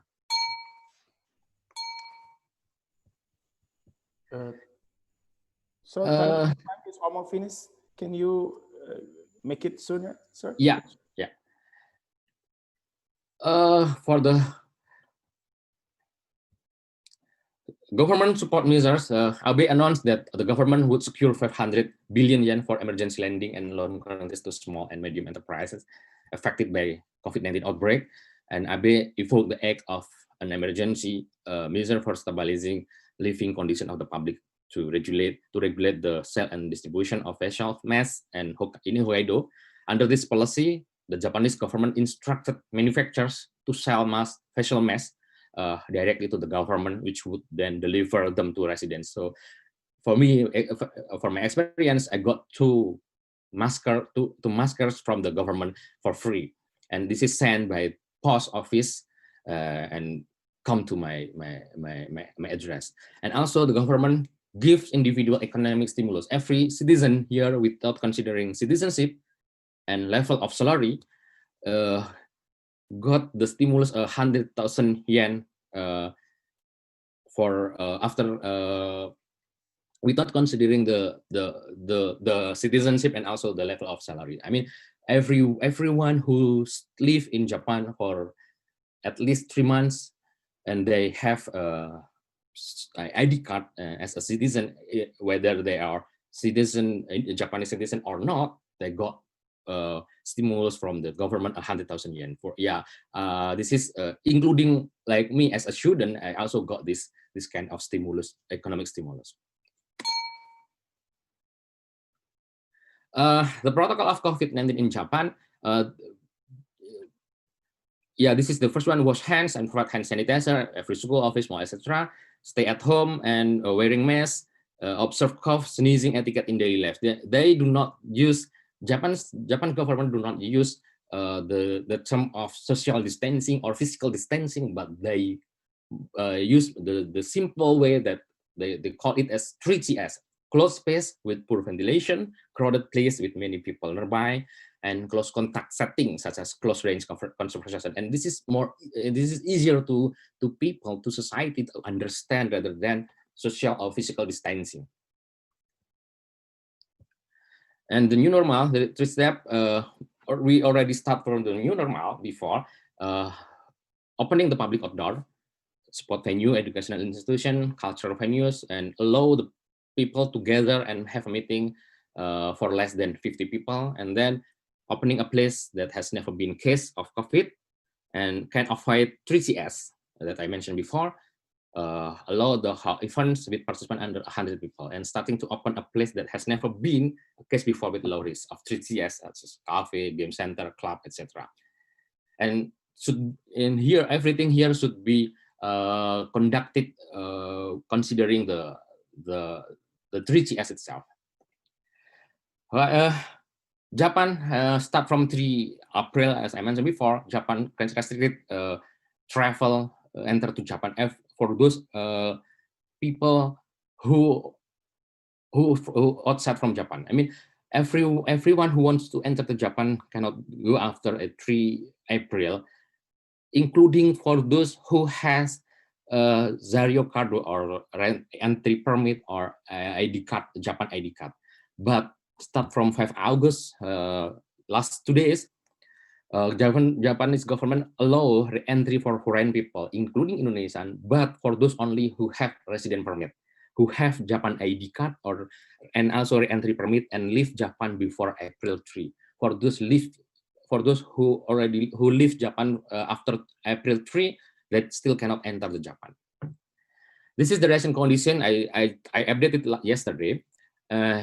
It was 44,000 people confirmed infected and 28,000 recovered, then 1,000 something dead. It's about 3%. 2% of the total cases. And this is the Japan government has just declared again the emergency status in some prefecture in Japan after the second outbreak of positive cases. Yeah, this is the 3 regions, four biggest cases in Japan, including Kanto, that's consists of Tokyo, Kanagawa, Kansai, it consists of Osaka, etc. Kyushu, Fukuoka, and Chubu, Aichi, Gifu, etc. I live in Chubu, and yeah, we are going. Last 2 days already declared as the emergency status in this region. What we can learn here, as a developed country in Asia, Japan also could not avoid this pandemic, and even the case increased again after the emergency status was lowered. Effort made by the Japanese government, I think they are quite progressive in dealing with this pandemic in various sectors, especially in the field of COVID-19 and the economic sector. And the discipline of the citizens in obeying government regulations and maintaining ethics in this pandemic, such as avoiding 3GS. I think, yeah, as I said before, many citizens who go outside, they're always wearing a mask, keep clean, provide the hand sanitizer, etc. And for the school, there is a interesting story in junior high school because the school has already open, and for the students should bring at least 2 masks as the first mask is used in the morning, and is when it is getting wet, they have to change the mask and don't throw away the used mask to the garbage or the public garbage or the garbage in the school. They should keep it and should bring it at home and throw it away in their garbage. So this is the way the regulation of the Japan government and the regulation of the way of people avoiding the spread of the coronavirus. And however, still, although COVID-19 cases in Japan still going to increase every day, but the mortality rate is very low. And we can learn here about how they maintain, because yeah, Japan has the experience to trace the virus, and this is they are very fast to trace the virus and stop the spread of the virus in every cluster. So that's why the case is the death, the mortality rate is still low within 2 until 3%. I think that's all my presentation. I hope that it can give a little bit yeah, this is what I experienced here in Japan. Thank you very much. Okay, thank you very much, Mr. Ariza Fuadi. Very interesting explanation about what happened in Japan during the COVID and also now during the new normal era. A lot of lesson we can learn from what happened in Japan, but one make me interesting is what like what Mr. Ariza Fuadi explained about he said that AB evoke the act of an emergency measure for stabilizing life condition, blah, blah, blah, blah. But the main point is, under this policy, the Japanese government instruct manufacturer to sell facial masks directly to the government, which would then deliver to them to the resident. It also happens in Indonesia, the problems when the facial mask the price of the mask is going higher. But what happened in Japan, as the lesson for us is the government instruct the factory, maybe in the importer, to sell it to the government, so government can distribute or even sell to the people in the fairly priced, I think, something like that. Yeah, Mr. Ariza. Yeah, something like that. Okay. Thank you very much once more, and applause for Mr. Ariza Fuadi. Also, I don't want to prolong my conversation, and we can talk to Mr. Ariza later at the end of the session. And now we can move to the other speaker, other presenter, who is Mrs. Suci Ramadhani, SH-MH. Okay, Mrs. Suci Ramadhani, SH-MH is a lecturer in the Universitas Pembangunan Pancabudi. She got her Bachelor of Law from Universitas Pembangunan Pancabudi and also his Master of Law. And now he's doing her PhD in the Universitas Andalas Padang. So for this moment, time is yours, Mrs. Suci Ramadhani, please. Baik, terima kasih untuk Mr. Hendraspan. Good morning, everyone.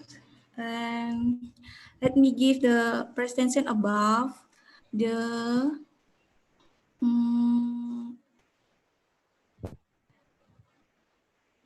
baik. Presentations above the Efektivitas of the new normal COVID-19 in Indonesian judged from the aspect of criminology. Next.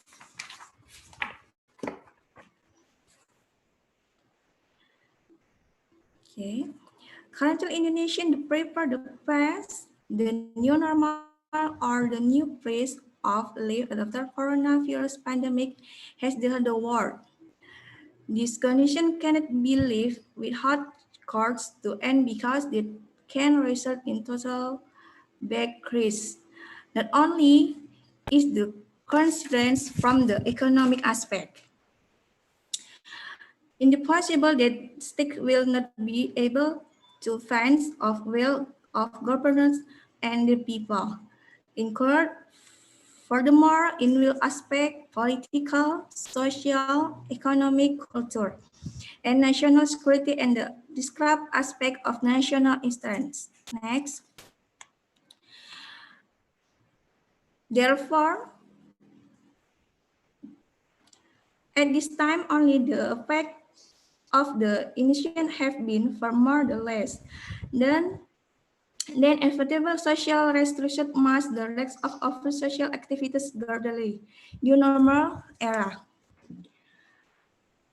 New normal is change the behavior to keep running normal activity.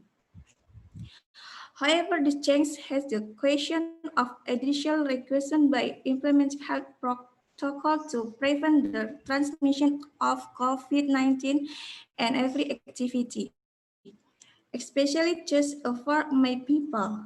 Speaking of the interest of a community, activity in the public share the close earth to be far of our person. The level of complaints, the version, the environmental aspect really affect people behavior prevents. Is the before upon or the verb before fear? Next, because the environment become one of the factor forming personality, both physical and behavior. This is a further relate or affects community study. Refer to the Trevor-Hirsch's theory, which is a social control theory that involves community compliance because of the activities of compliance. Displays of the behavior are also very influenced from environmental aspects, starting from the smart environmental aspect and the family, then takes until regional government and national level government attitude. If there is no compact the disciplines, yes, there is standing that attitude of admission will be the score of the government to Apple the way normal contents. Okay, next. This will actually become the security offer of the third community is not ready or unwilling to implement this the new behavior. In fact, it is easier the potential to cross community and make the effective new normal goal unattainable. Therefore, is the access that strokes community leaders and regulars leaders, leaders and the stakeholders. Include the head, the family will continue or encourage every citizen of family member to bear a first responsibility so that as individual participates and adapts and applies the new normal concepts. Next, according to the World Health Organization, WHO, every country will think about the migration, aging practices, and new normal scenarios must pay attention. First, the effects, the evidence that show COVID-19 transmission can control. Second, the capacity the health system and public health, including hospital, are able to indemnity issue, text, tracks, contact, and quarantine.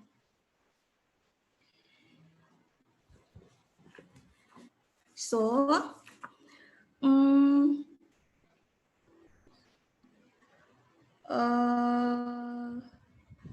the five, okay, the three COVID risks, the minimize the high probability settings, especially in nursing homes, mental health specialists, or people leave the workplace. The four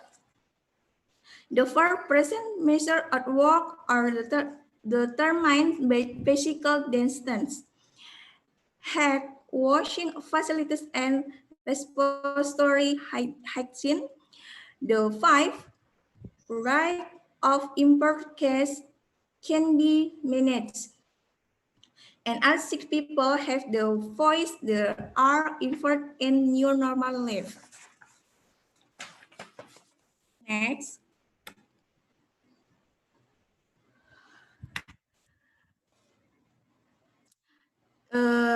This is where the fish examines the level of behavior complies the legal culture, complies as well have part of ways and effort to acquire the complaint of the COVID-19. Therefore, we need good commitment and cooperation from everyone in order to social reaction in the future if this new normal station is not immediately. Yes, the main acts of the government must to be used that the style of the new normal concept can be operationalized properly, so that the government must make system measurable direction, coordinate effort, the control regional government police that click on the another that must consistent in conducting open public oversight and enforcement law.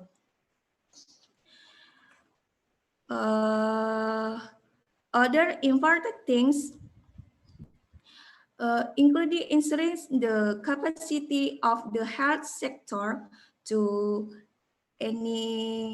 anticipate the short the wide COVID-19 and strengthening social security. That's the right of the on target and priority. Let's be synergy and structured order to overcome this COVID-19 disaster and welcome the new normal era. Hopefully, the small and simple note can help to speed up the reaction to the COVID-19 disaster. Let's contribute to each other by behaving in the discipline, compliant, and mutual reinforcing ecosystem. Next.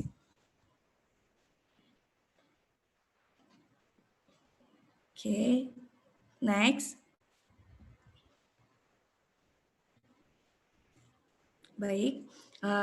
In effort to overcome this epidemic, the government has issued several regulations. Yeah. Number one, presidential instruction. Number 4 of disebutkan concerning refocusing activity, budget relocation, and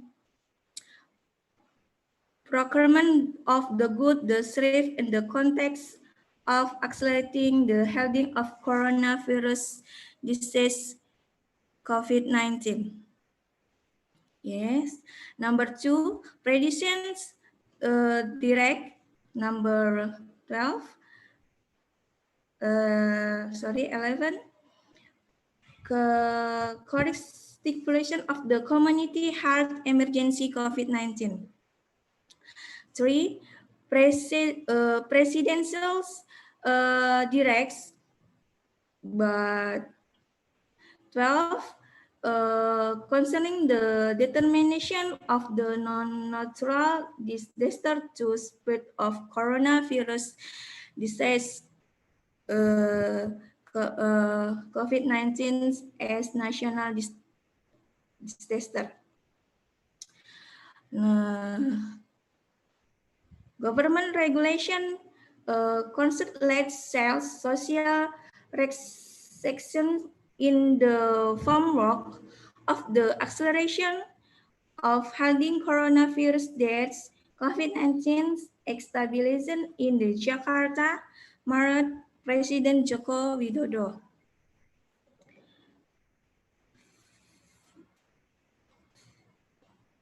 Five, presidential directs the task force the acceleration of coronavirus disease.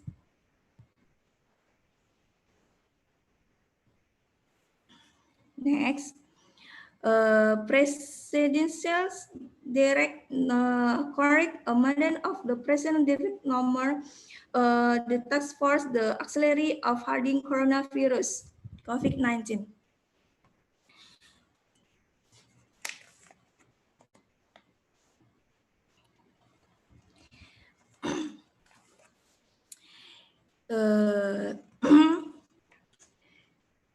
Issue of regulation in the context of hurting the speed of COVID-19 is the effort to support the existence of law, which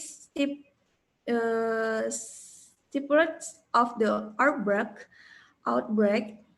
as a non-natural disaster that needs to be managed as the potential threat. Bits of the regulation of a fraud currently being made are: 1. Social distancing, and then 2. Protection of hard work from court. 3. Run cell social restriction. 4. Government transparency in handling the COVID-19 pandemic. And 4. Validity of the inspection results dates. And next, based on the concerns above, it can be cited that the term of legal effects, various regulations have been issued to prevent the spread of COVID-19, but the reality to date show that there has not been a significant case in the hurting of COVID-19 case in Indonesia. The number of pets and the interested. The death rate even more advised. The extent of existing regulation will not be affected if there is not support by firmer but polite throughout the community. The extent and extra extension of the part correct is very urgent of the fourth understanding to public about the spread of the virus. Next, implementing a new normal policy and new order or new normal Rapes first response for the public. There are people who agree by continue in implement health protocols such as still use masks, hand sanitizer, head sanitizer, and so on. There are also people who disagree with the reason that if the police is actually implemented, it does not roll on the possibility of the increase in the COVID-19 pandemic case in Indonesia. The influence of culture can also be an important part in the application of the new normal that exists in our society. So that reality go hand in hand. Next. Implementing a new normal policy must be reviewed thoroughly. This is due to the diversity of community respond to the police.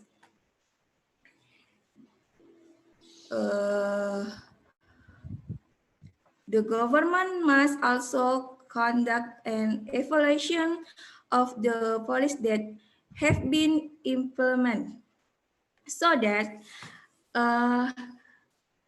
the community believes the government with the innovation is able to everyone the COVID-19 pandemic.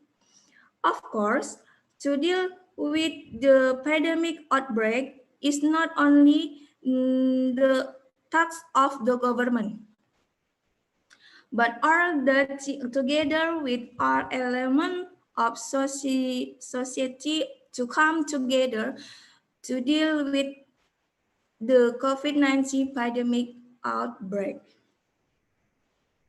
Next. If there any my presentation, I said sorry about that. Thank you for invitation. Assalamualaikum warahmatullahi wabarakatuh.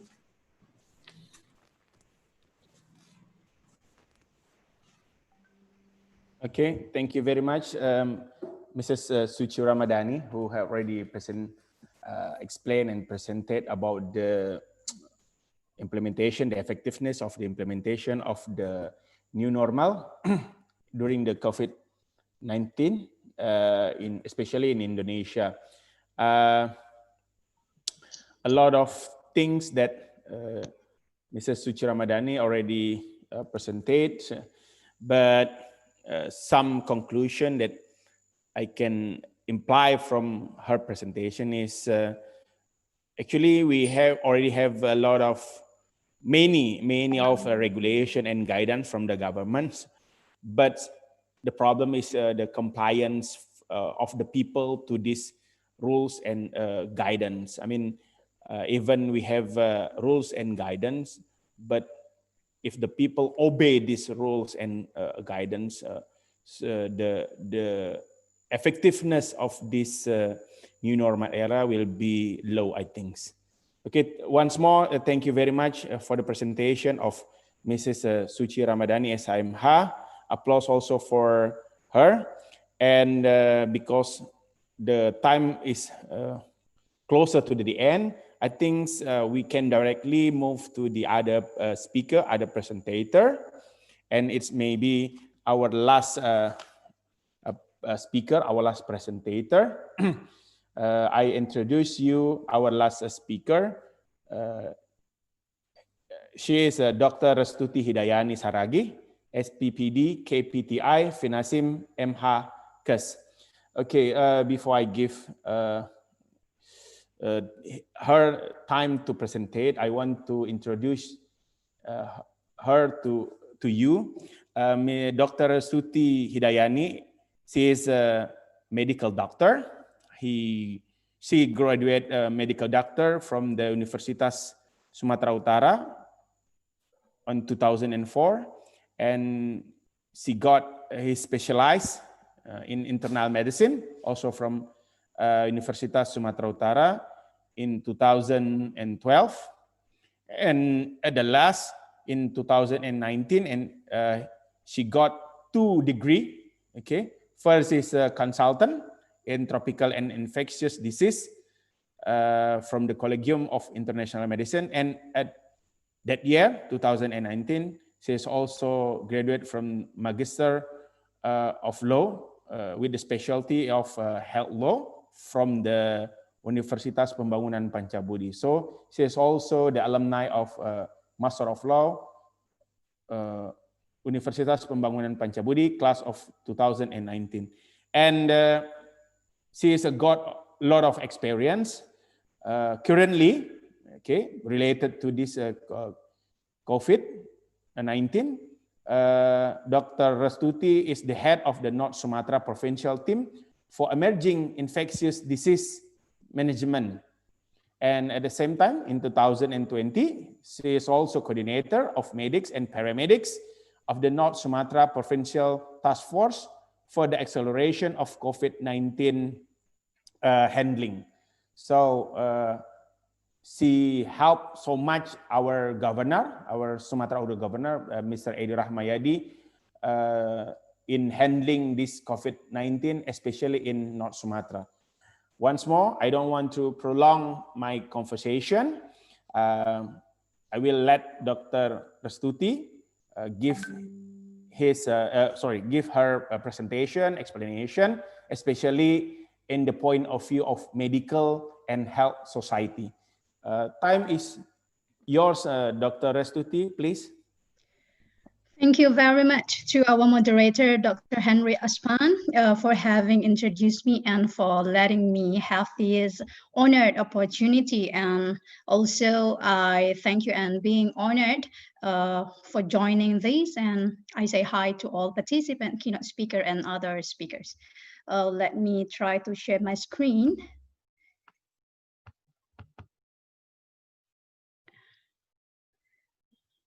Already appeared, Dr. Henry? Yes, doctor. Yes. You can start it. Okay.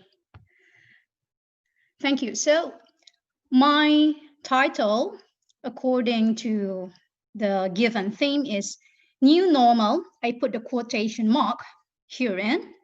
In new normal in COVID-19 pandemic in Indonesia, what's wrong? So let us take a look at several screenshots of news released by the media. The first one is our President Joko Widodo launched the implementation of the new normal at the end of last May 2020. And our president after that giving his instruction to the task force and all the government below him to make a massive new normal socialization throughout Indonesia. And at that time, we got 102 cities and districts in total, which are green zone at that time, that has license to implement that new normal. I would like to ask all of us to flashback what is actually the new normal implementation background here in Indonesia. The first one, President Joko Widodo implemented the policy of a new order in practicing daily life named New Normal after receiving reports from the WHO that stated the SARS-CoV-2, here is the official name of the virus, SARS-CoV-2, might never be disappeared. So that's the point. That means this virus can be there, can be here beside us. Until how long? Nobody knows. And so that the country began easing large-scale social restrictions, or what we call PSBB, pembatasan sosial berskala besar. Indonesia never performed such a official lockdown because, as we know, Indonesia is very much different. Maybe if it is compared with Malaysia and Japan geographically, we are such a huge country, actually the fifth largest country in the world, consisted of thousands islands, and also we have a very big population. Until now, when I took a look, we got our total population of 273 million people. That's a huge load to overcome, even in the state of normal, moreover in the state of pandemic like this. So we all know that the COVID-19 pandemic affects all sectors, especially economy, but yes, life must go on, my dear. So we have to implement the standard precaution and implementation of health protocols. No other way out. The third, the implementation of this new normal, back in quotation mark, is needed to recover the Indonesian economy in between the ongoing COVID-19 cases increase. Health versus economy. Which one will we choose? Which one does the government have to choose? It's a very difficult option. People can die if they cannot eat, but people also can die easily due to COVID-19. That's the fact. So in our Indonesian or Melayu proverb, we have a situation like bagaikan makan buah si malakama. What are the criteria for new normal implementation? Actually, the WHO or other infectious disease, CDC or any other, as far as I know, never put the word new normal, but instead, the WHO organization on 12th of May 2020 released the public health criteria, this is it, to adjust, menyesuaikan public health and social measures in the context of COVID-19. As maybe previously Mrs. Suchi has stated, there are 3 criteria. The first one is epidemiology. Is the epidemic controlled? Number 2, health system. Is the health system able to cope with the resurgence of COVID-19? And the third is public health surveillance. Is the public health surveillance system able to detect, manage, trace the cases, and so on, according to the SOP? Yes or no? If all, the first, the second, and the third, the answer is yes, then okay, any country, you can go on to implement whatever terminology like new normal. That's what WHO wanted us. But they also said, this is the specific note, the criteria are not prescriptive. So that means it's not absolute. There's nothing absolute. We can compare one country, apple to apple, with another country. So sometimes it may not be feasible to answer some of them owing to the lack of data. So every possible country should focus on the criteria most relevant for them. Indonesia, what's the most relevant for Indonesia? Malaysia, Japan, what's the most relevant for them according to the recent situation? That's what WHO meant. And in response to what President Jokowi launched as the new normal era, WHO suggested to Indonesia to focus and assess the epidemiological criteria. This is what they said. WHO is supporting the government in provincial data analysis to assess the epidemiological criteria for relaxing large-scale social restrictions, or PSBB, as recommended in the WHO guidance to adjust public health and social measures. So the underlying is the epidemiological criteria. Now we move, let's take a quick look, which are the epidemiological criteria. We have so many of 1, 2, 3, 4, 5, 6, 7 that we can read for ourselves along with the explanation. But what I can stress out here is RT, or the reproduction rate. The RT is the effective number of secondary cases. Secondary cases means per infectious case in a population. So let's say I'm having COVID-19 right now. From me, from my body, from myself, how many people that I can transmit the virus? That's RT. So the value of RT below 1 is the best indication that the epidemic is controlled and declining. Of course, if we talk about Indonesia, the RT is not the same for all over, but every area, every city, every province, every district has its own RT that can be calculated according to their current situation. Is there the term new normal in the Indonesian Acts actually? Let's take a look. For example, in the Acts about epidemic, disaster, or quarantine, let's say Act number 4, 1984 about infectious disease epidemic, Act number 6 of 2018 about health quarantine, Act number 24 of 2007 about disaster management, etc. Unfortunately, there is not any new normal terminology. The existing terms are rehabilitation or reconstruction. Why? Because Indonesia does not have an act that specializes in regulating on non-natural disaster. In other words, the Act number 24 of 2007 about disaster management has not included the non-natural disaster, just like this COVID-19 pandemic. So to the best solution, the government along with the legislative have to act is this act about disaster management should be revised as soon as possible. After getting suggestions, critics, and advice from all over the society, the academic world, and also from their people, the government finally admit that the new normal diction is wrong.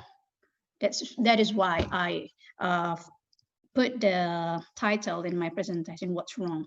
So Indonesia changed it into the other terminology, adaptation to new habits, or adaptasi kebiasaan baru.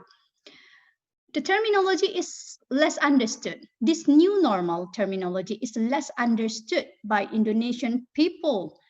Why? Most of them, unfortunately, focus in the word this, normal. So in their mind, okay, our government, our trusted government, we have to trust them, said that it's already new normal. So things are getting back to normal again. We can go out, we can earn our money, we can put aside our fear from that COVID. This is what we regret. Psychologically, the word normal gets into the mind of Indonesian people, enhanced by the massive socializations put into people's consciousness, so that most people assume that it is okay not to obey the health protocols anymore since it's already normal. That's the wrong thing. This is the current situation report on COVID-19. I'm sorry because I put these, yesterday I gave it to the committee, so this is still the data 6 August. The total cases by 6 August is just like this, and the death like this, and recovery like this. What I can propose from the calculation is, from this data, the recovery rate or the percentage people recover, people heals, compared by the total case is 93.7%. I guess, although it's not as good as what our fellow Malaysian government has achieved, this is not, I cannot say this is not good for us. This is something that we have to appreciate, to not to only our government, we give appreciation, but to all of us, because just like we know, it is the result of together, the result of working together. And the mortality rate is 4.6%. When I took a look into this yesterday data, there is not any significant difference in this percentage. Hopefully we will catch up, we will increase it to the better situation. So if we're back to the theme, is it effective? I will say, yes, we got the failure in some parts, but we also have the success in most of the other parts. We can see here, no protocol, no health protocol here. And even this is one of the interesting, it is not Indonesian citizen, but it's foreign tourists.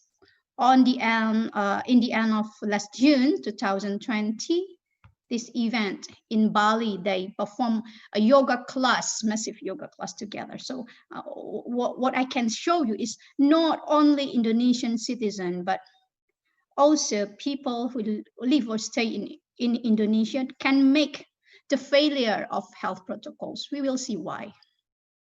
Here, this picture is in Medan, my country, the capital of North Sumatra province. This is the officer that gives explanation education to the people who hang out too close. And if I'm not mistaken, this is a Merdeka Walk, Lapangan Merdeka, Medan. So this is the success. We can see that the whole health protocols in this mosque is being run so well.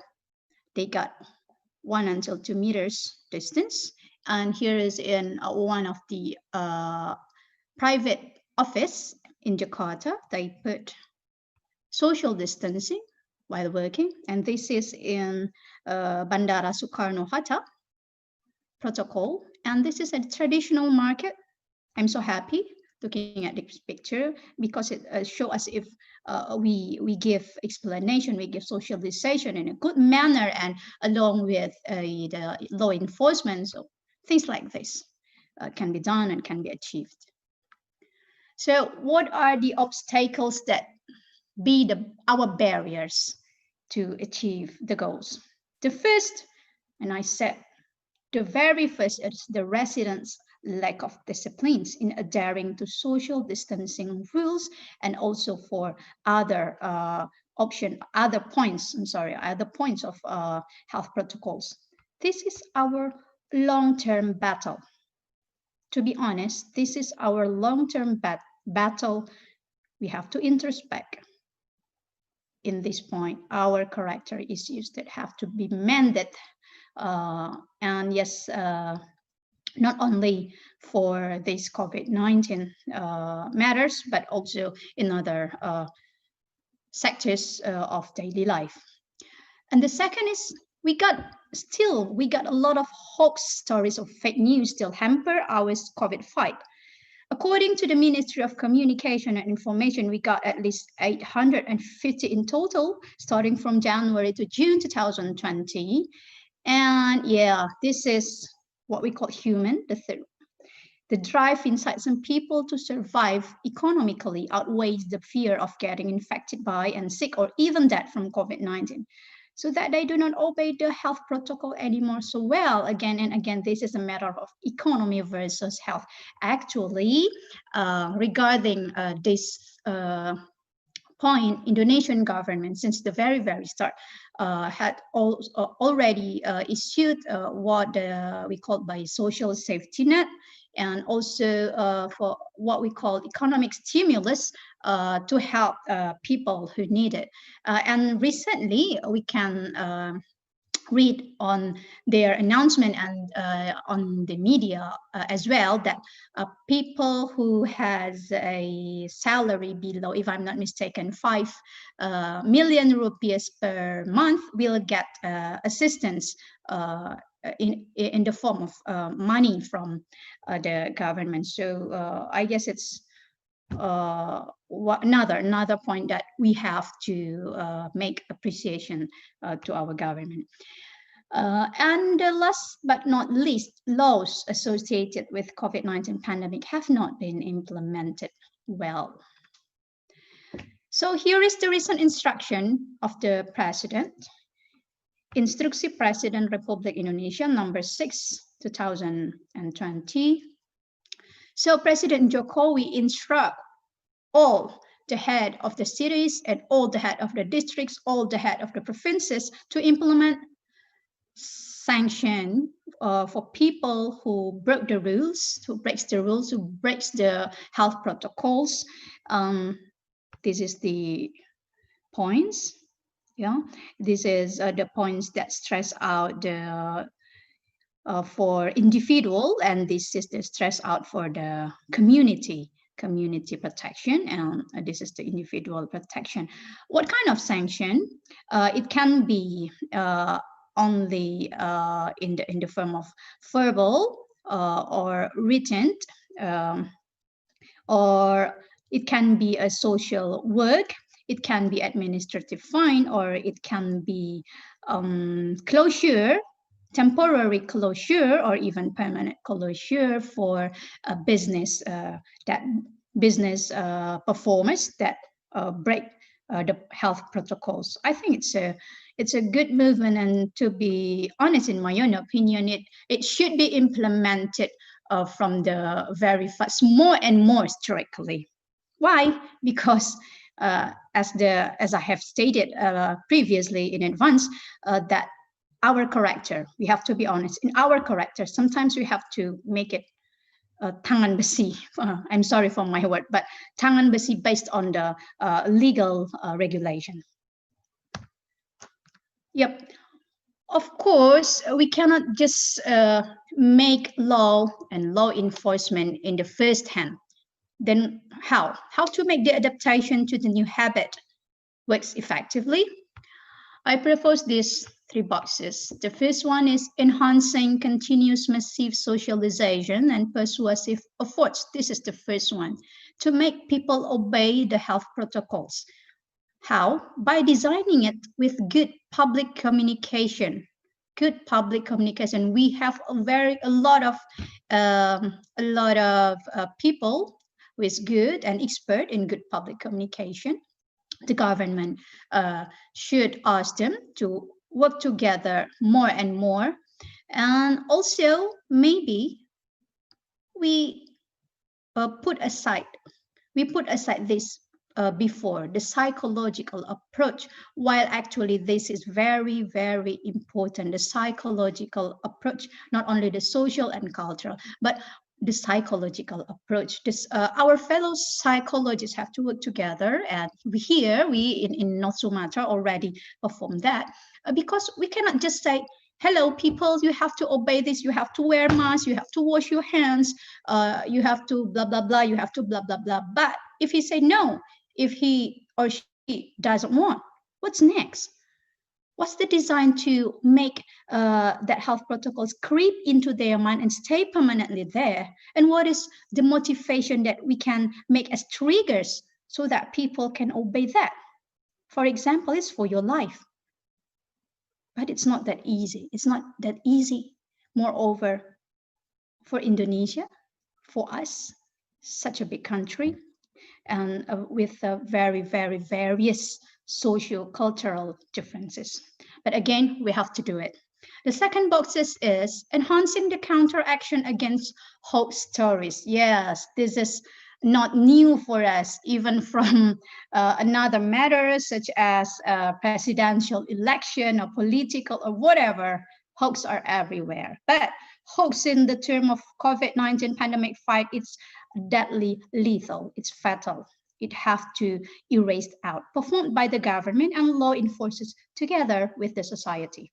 And the last box is improving the quality of regulation. In my own opinion, it's not enough just, for example, by governor regulations or by major or regent regulation. I think the best one is the peraturan daerah that is made together with the head of the district, the head of the city, the head of the province, with the Senate, House of Representatives. So executive and legislative, this is the your time to act together to make the peraturan daerah so that it can make a stronger implementation to achieve our goal effective. Of course, it will be based on the underlying acts and the recent presidential instruction. And last but not least, this is the very core. This is the very core obstacles and also solution. We have to establish strict law enforcement if the first boxes, the second boxes can't run well. So there have to be and in everything. So the and is establishing strict law enforcement. We can bargain. We cannot bargain here. Law enforcement is a must. And the final, how to make the adaptation to new habits works effectively. One word, collaboration. Working together. Collaboration between the government and civil society to achieve success in fighting the COVID-19 pandemic is a must. Let me remind you, because all of us, I think, or maybe not all of us, but most of us who are here today, who are here in this afternoon, is persons or people in the law society. What Abraham Lincoln, the 16th US president, said, law without enforcement is only good advice. I thank you all for the opportunity. Assalamualaikum warahmatullahi wabarakatuh.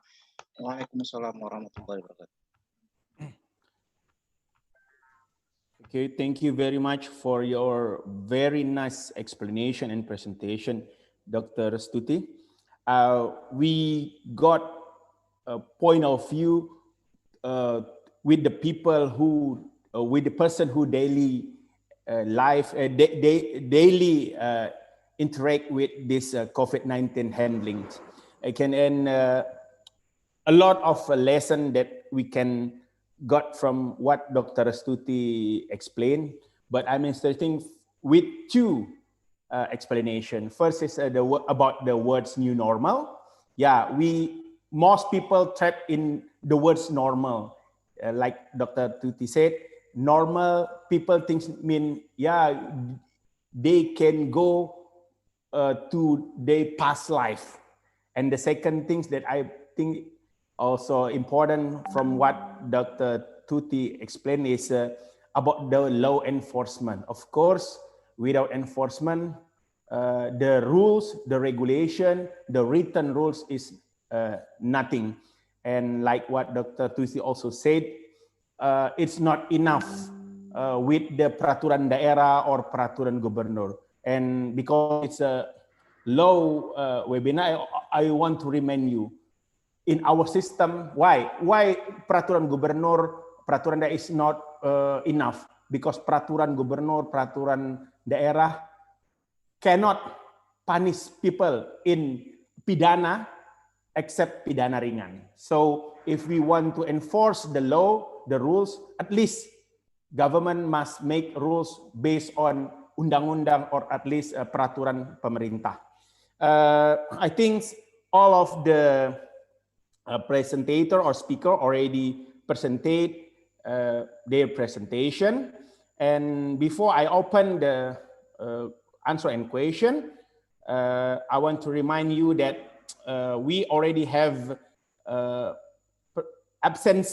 link absency, I said, link absency to this the way you to have a certificate of this webinar. So you please write down or the links and follow the link, write down the links, and later, maybe not more than this day, we will send you the certificate of attending of this webinar. Okay, now I want to move to the answer and question session. I think a lot of question that you have in your mind, but we cannot read every question that you send. So we just choose some question, like I already explained before in the rules of the game of this webinar. So I want to go first to Dr. Zaharuddin. Doctor, are you still there? Yeah, I'm still around. The committee already sent the question to you? Yeah, they did. Yeah, okay. But I will read it before you answer the question. Right. Okay, there is at least two questions for Dr. Zaharuddin. Yeah. Come from Mr. Fajar Satria. The first question is, what are the key success factors that government of Malaysia had successfully maintained the COVID-19 rate, the low mortality rate in the Southeast Asia region, considering the country is the next to the Singapore and the Indochina? And the second question is, I heard that government of Malaysia has just opened the Green Line Agreement of its border over Singapore. How do you measure of this policy to be effective considering the recent increase of outbreak in Singapore? Please, Dr. Zaharuddin, you can answer this question. All right, thank you very much. Thank you for all the colleagues that have been presented today. So it's very lovely and knowledgeable. So let me answer the first one. Since the question, the key question is about the success. Sure. I think that we have 5 formula that guide us into this thing. The first one, we always said to ourselves that to contain this thing, we need to test, and test. Meaning that if we test our public, we can know how many have been contacted with this disease. We don't test, we don't know. So even though that the cost is quite high, but we need to do this. So Alhamdulillah, we successful to do this thing that we test most of our citizens especially, and by do that, we go to the second phase, meaning that we need to contain them. This is the second formula. After the test, we need to contain them. If we contain them, what we do is we make sure that it won't separate. So the disease will be in the circle of the people who already have it. So by do so, we can make sure that those people can be treated and they will not spread the disease to other people. Number three, I would say that because of the discipline that we practice, Alhamdulillah, among the citizens of Malaysia, we have very high discipline in this thing. And maybe the number four, I would say that because of the penalties. I agree with you about the rules in Indonesia is quite different from in Malaysia. When we have a very strict penalty, very strict fine, that for those who don't adhere about all the SOP, people will feel that we need to adhere it, because if we don't do, then we get fined. We don't get money right now. We don't have money to pay the fine. So we need to be self-disciplined about this thing. And the best thing in Malaysia is we don't care who you are. Even the minister get the fine. So when we do this, if the minister also get the fine, so the public will say, oh, okay, if the high-rank people also get fined, people like us definitely will get so. So it's a very strict thing. And I agree, number five, with the formula of succeed is the strategic call. The strategy of the communication itself, where we control the hawks. If we control the hawks, we can control the panic of the public. By doing so, how we do it, we have a very good channel in Telegram, in WhatsApp, by the government to ensure that every hoax in 1 or 2 hours after it been viral, we put the status there, not true. Please check something that's fake. So we put the poster there, fake, so people will understand. But the thing's supposed to come from the authority. Who's the authority? The government itself. By doing so, people will believe, oh, okay, even though this thing being viral, but we put the fake status there, endorsed by the government, and it will stop. Because we are the authority. I think that's the 5 secrets of the success of Malaysia. Regarding the number 2 question about reopening border between Malaysia and Singapore, I think that's agree with Dr. Restuti saying that it's either we control the virus or the survival of human. We need to survive as well. We need to makan. We need to have something in our hand. We need to have money. So we cannot close forever. And we know that COVID-19 will not go soon. The WHO said that maybe in the 5 years or maybe that will continue forever. Because as long as the virus is there, it will be there. So we need to survive, especially the economy. And we know that survival economy divide into 3, about the state and nation economy, about the company economy, and especially the individual economy. And we know in Malaysia, Singapore itself, nowadays, until today, there is 20,000 Malaysians that start in Singapore. So what we should do? We need to open it. And without Malaysian workers be in Singapore, Singapore economy will be collapsed anytime, because they depended more towards Malaysian worker. So what will happen right now is we will open it pace by pace, stages, meaning that on the first page, 400 workers will be a trial thing for 1 week. So why we need to do this? To ensure that the SOP, the standard operation procedure that we put is right. Let's get the 400 people in 1 week first.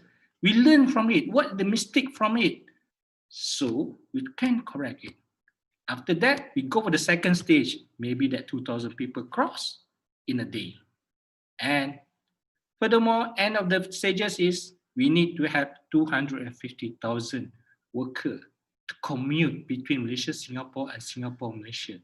By doing so, by doing by stages, by adhere all the SOP, I think with a good discipline, with a good penalty that be imposed, we can really wake from this disaster. With that, thank you.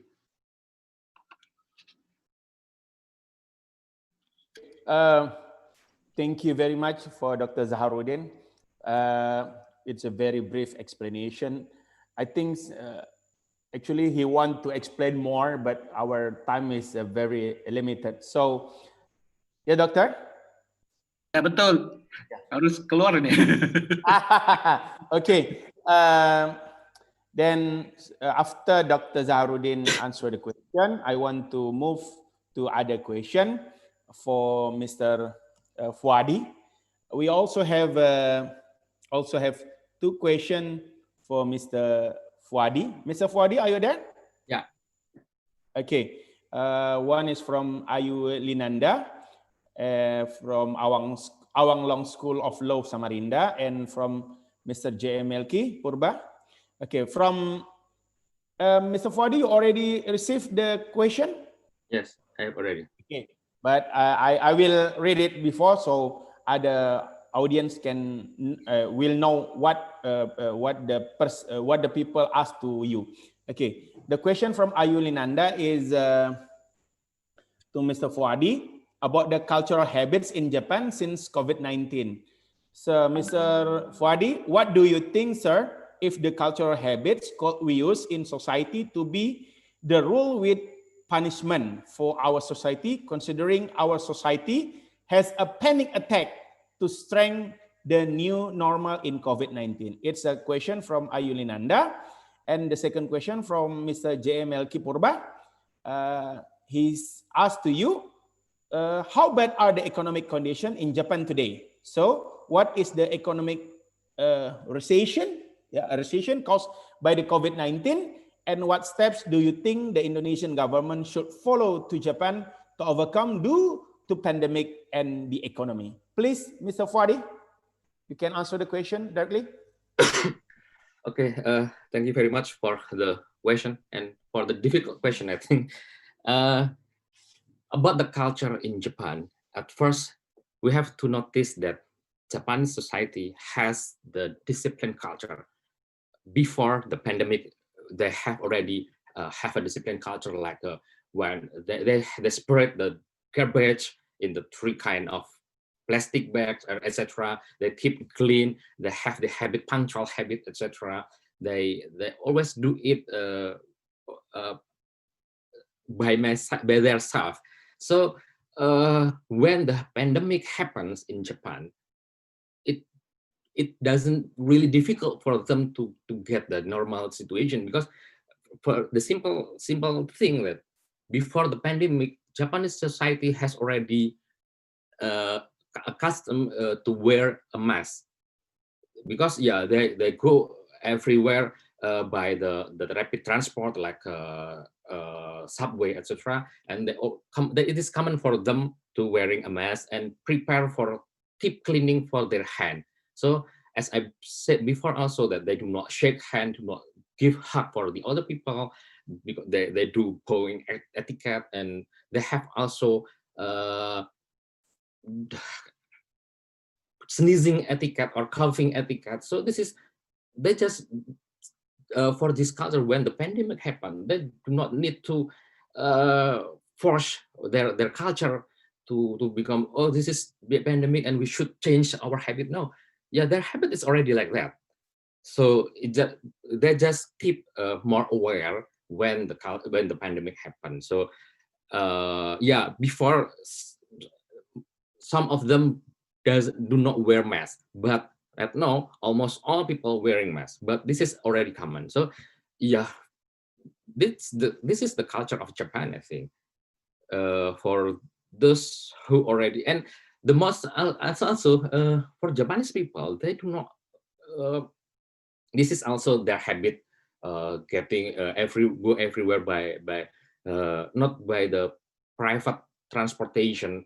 This push them to walk around, to ride by the train, etc. And yeah, they keep healthy to do that. And also so that's why I don't know what the real reason why the government doesn't give a punishment for those who against the policy. But in Japan, there is no punishment for those who against the policy. For example, they do not wearing a mask. Yeah, for the Japanese people, there is no punishment for this. So yes, this is happened in Japan. And how about how if this is implemented in our country, in Indonesia? Yeah, we know our culture. This is really different with our culture. We have to start to do that by our awareness. So I mean, punishment it needs for our culture. I mean, yeah, we have give the punishment for the people who disobey, but I think not physically, but maybe by the I don't know, maybe the law expert will more understand with this one. But my opinion, yeah, we should have a punishment, because this is different.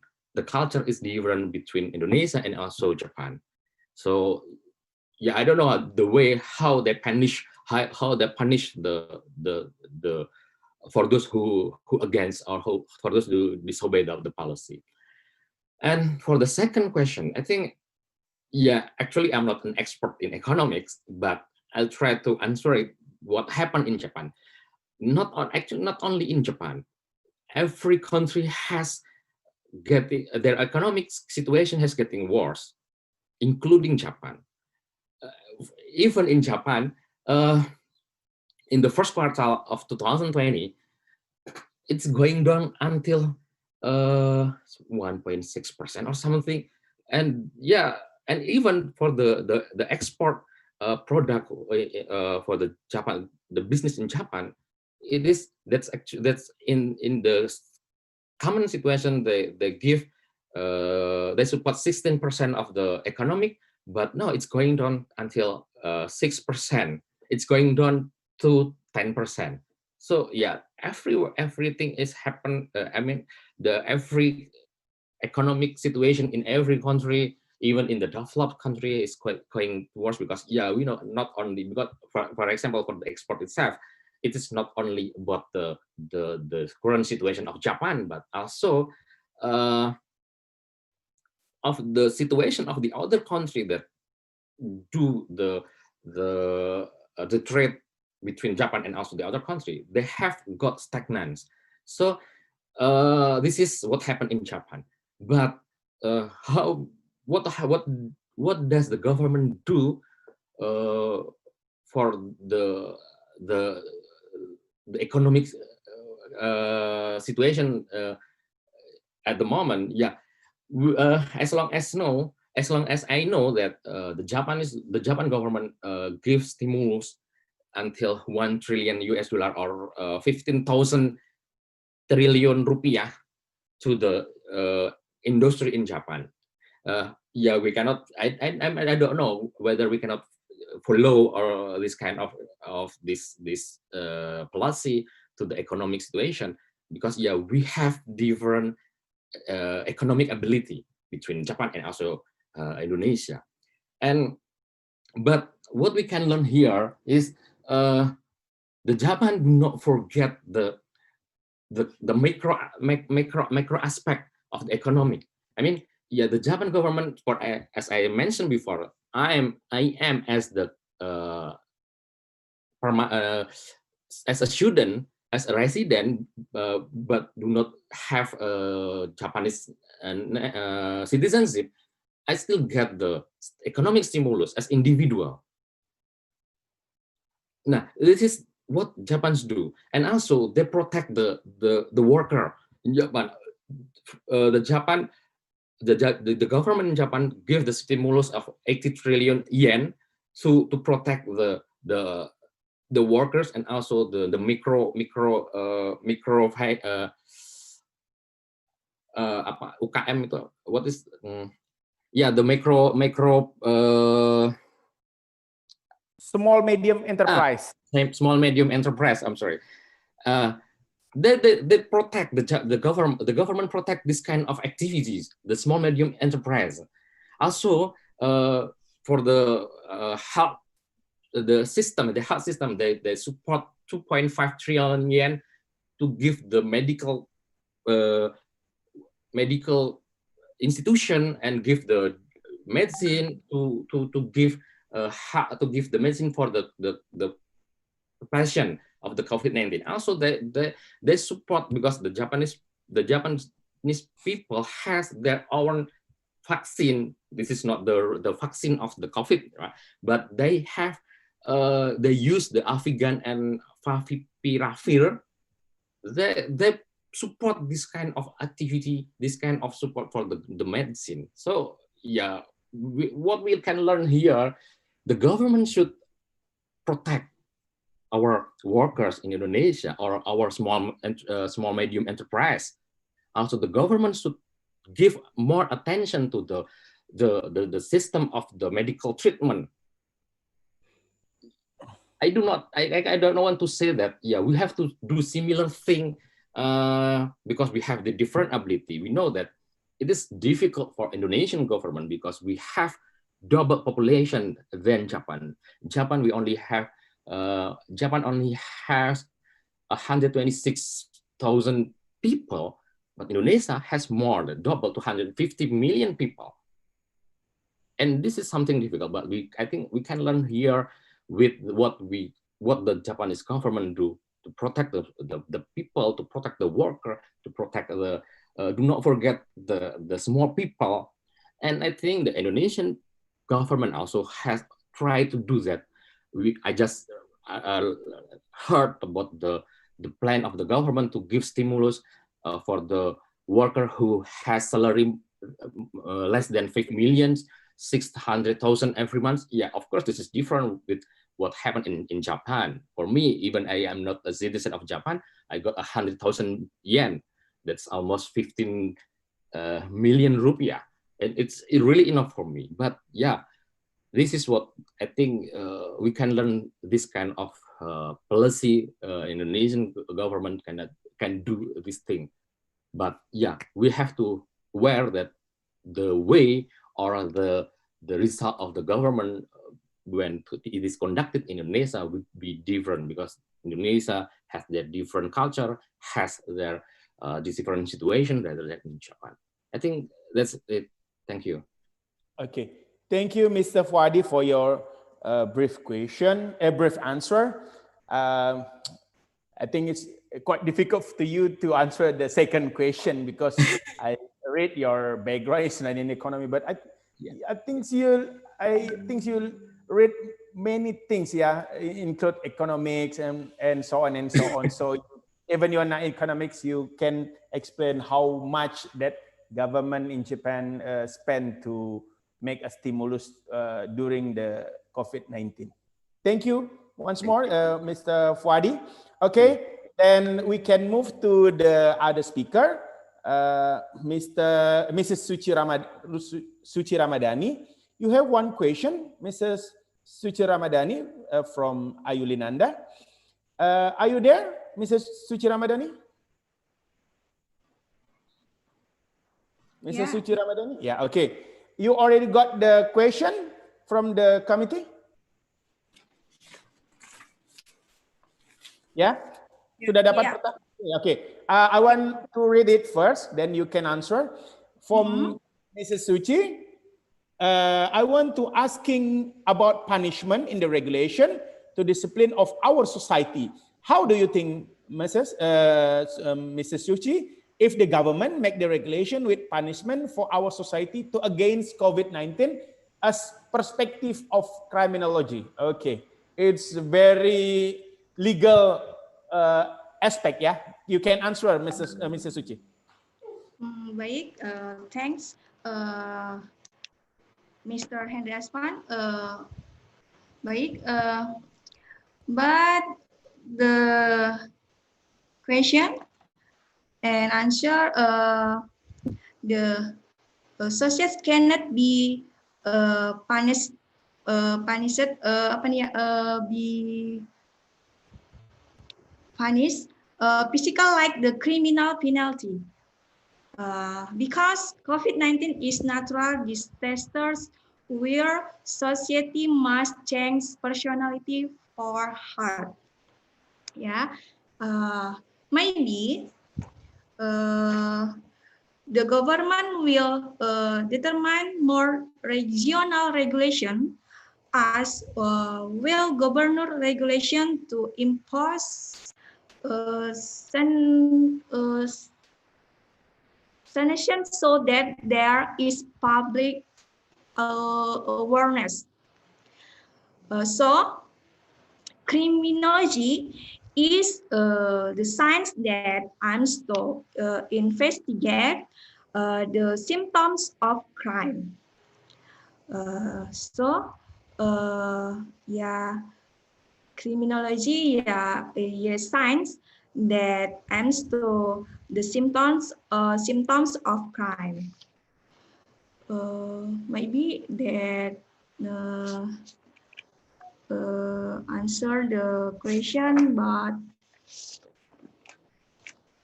from the Ayulinanda. Okay, thank you.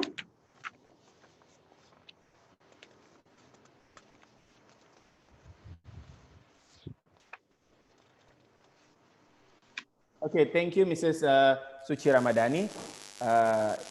I hope you already got the point, the question, how if we, the Indonesian government make a regulation to make people disciplined using punishment within the regulation, I think, and Mrs. Suci Ramadhani already answered this. Okay, because our time is limited, the last but not least, I think we can move to the other speaker, to medical doctor Restuti Hidayani Saragi. Doctor, are you there?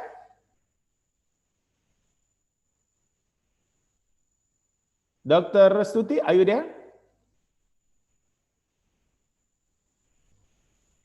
Yes. Sorry, okay. Technical problem. I'm still here. Okay, no problem, doctor. You already got the question? Yes, already. Okay. I will read the question first, so the audience will know what is the question. But before, I want to remind you, the audience, we already sent the link for the certificate. Yeah, so don't forget to write down it. Okay.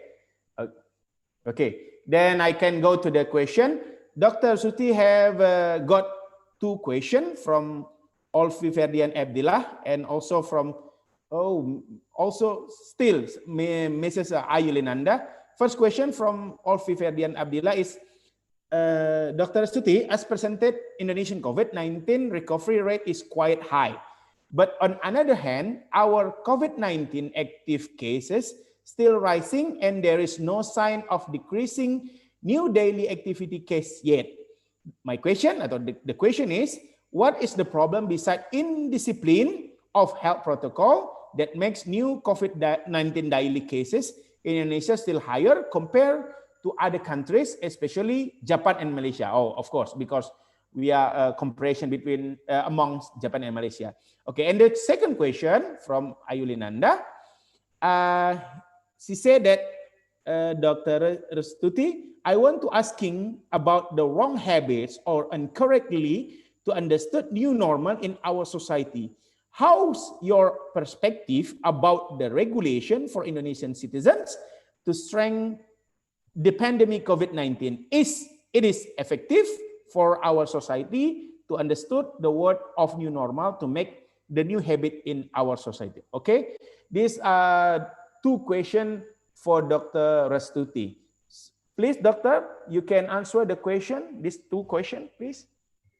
All right, Dr. Henry, thank you. And thank you for the two participants who has asked me. To the first question, I think the answer is not problem, but good news.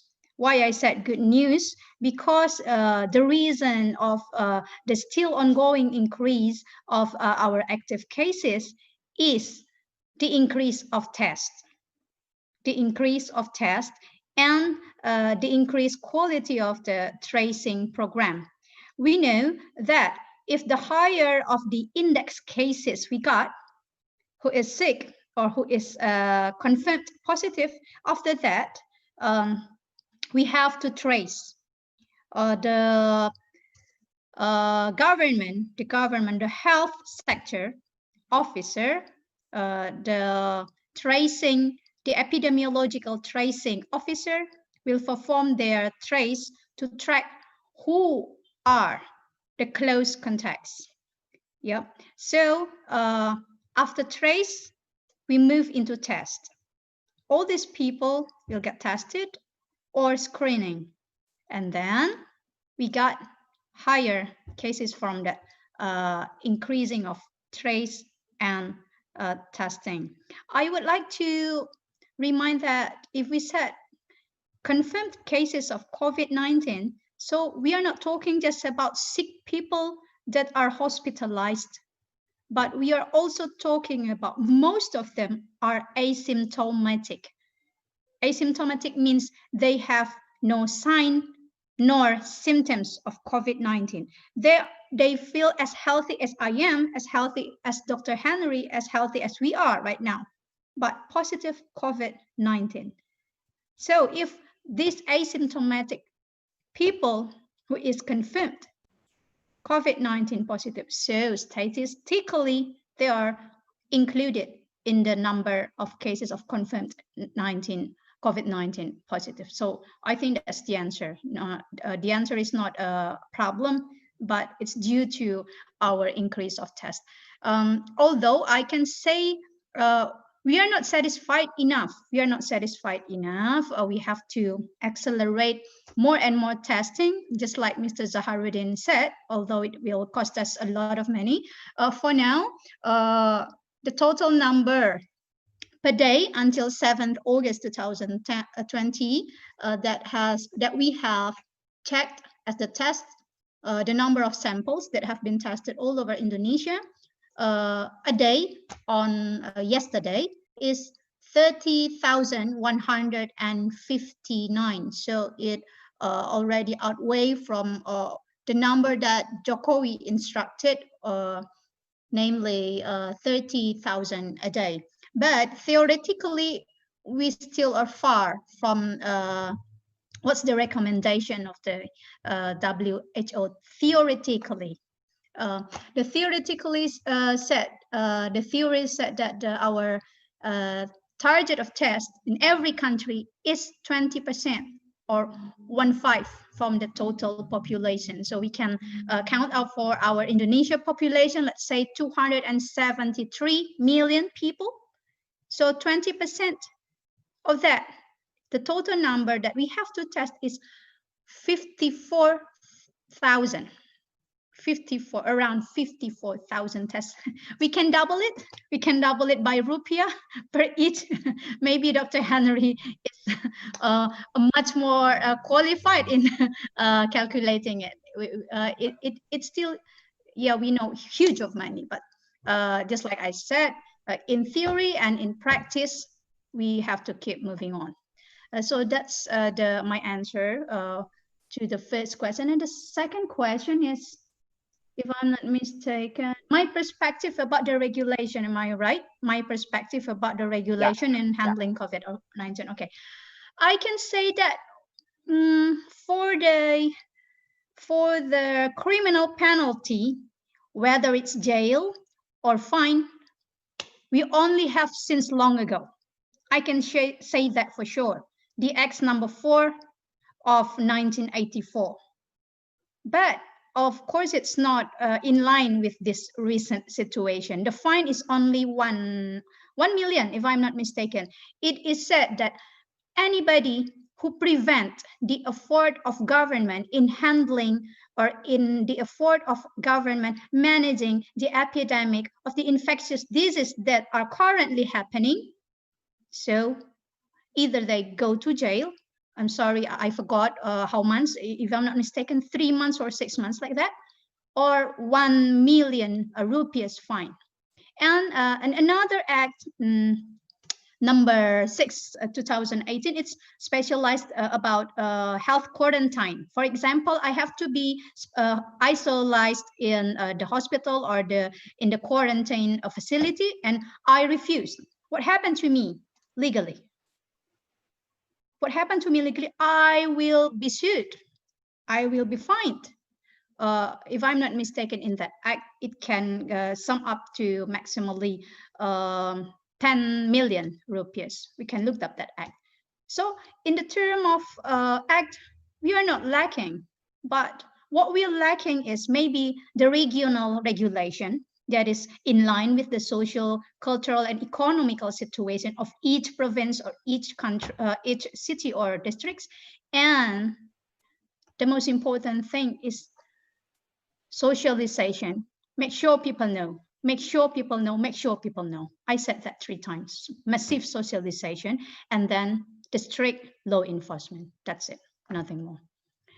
So I guess that's all for my answer, Dr. Henry. I wish it can meet what the 2 participants hope.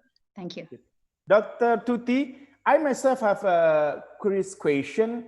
Because you are a medical doctor, can you explain a little bit, about the progress of the prospective medicine and vaccine to solve this COVID-19?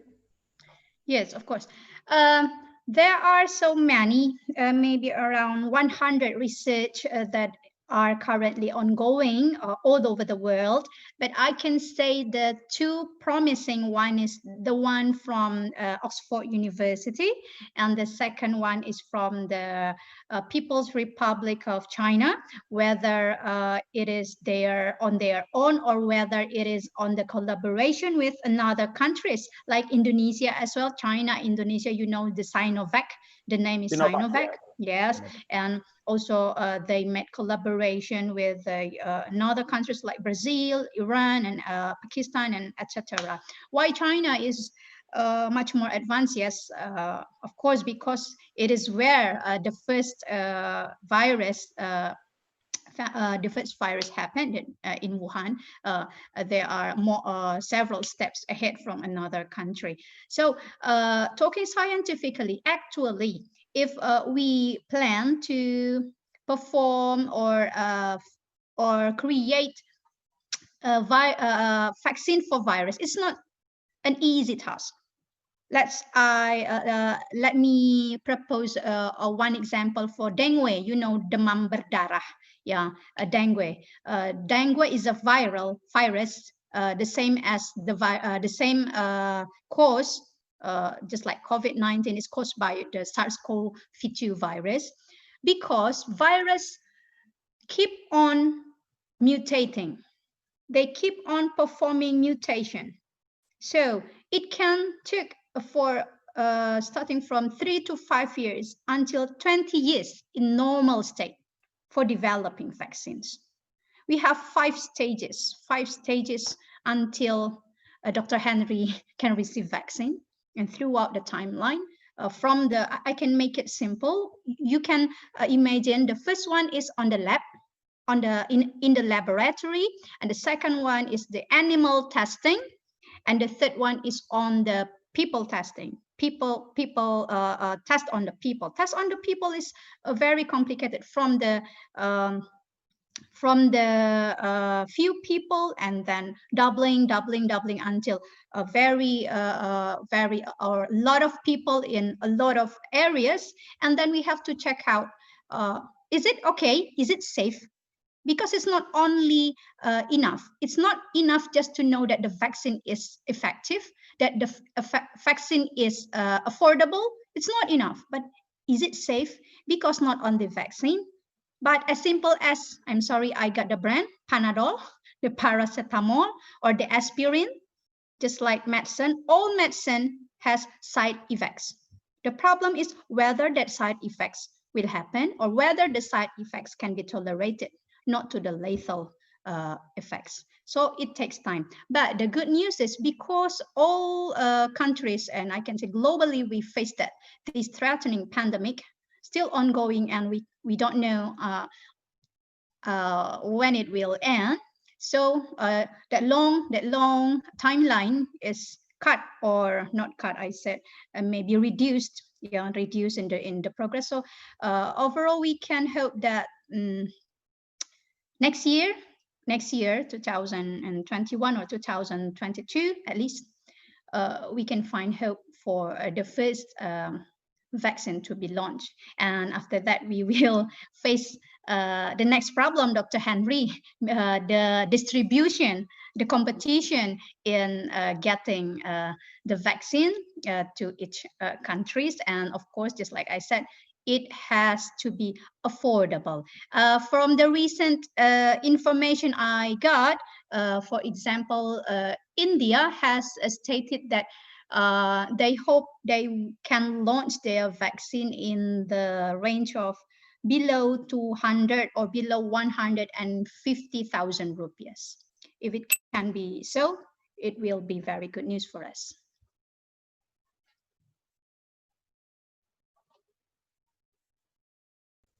Okay, thank you very much for your brief and smart explanation, Dr. Tuti.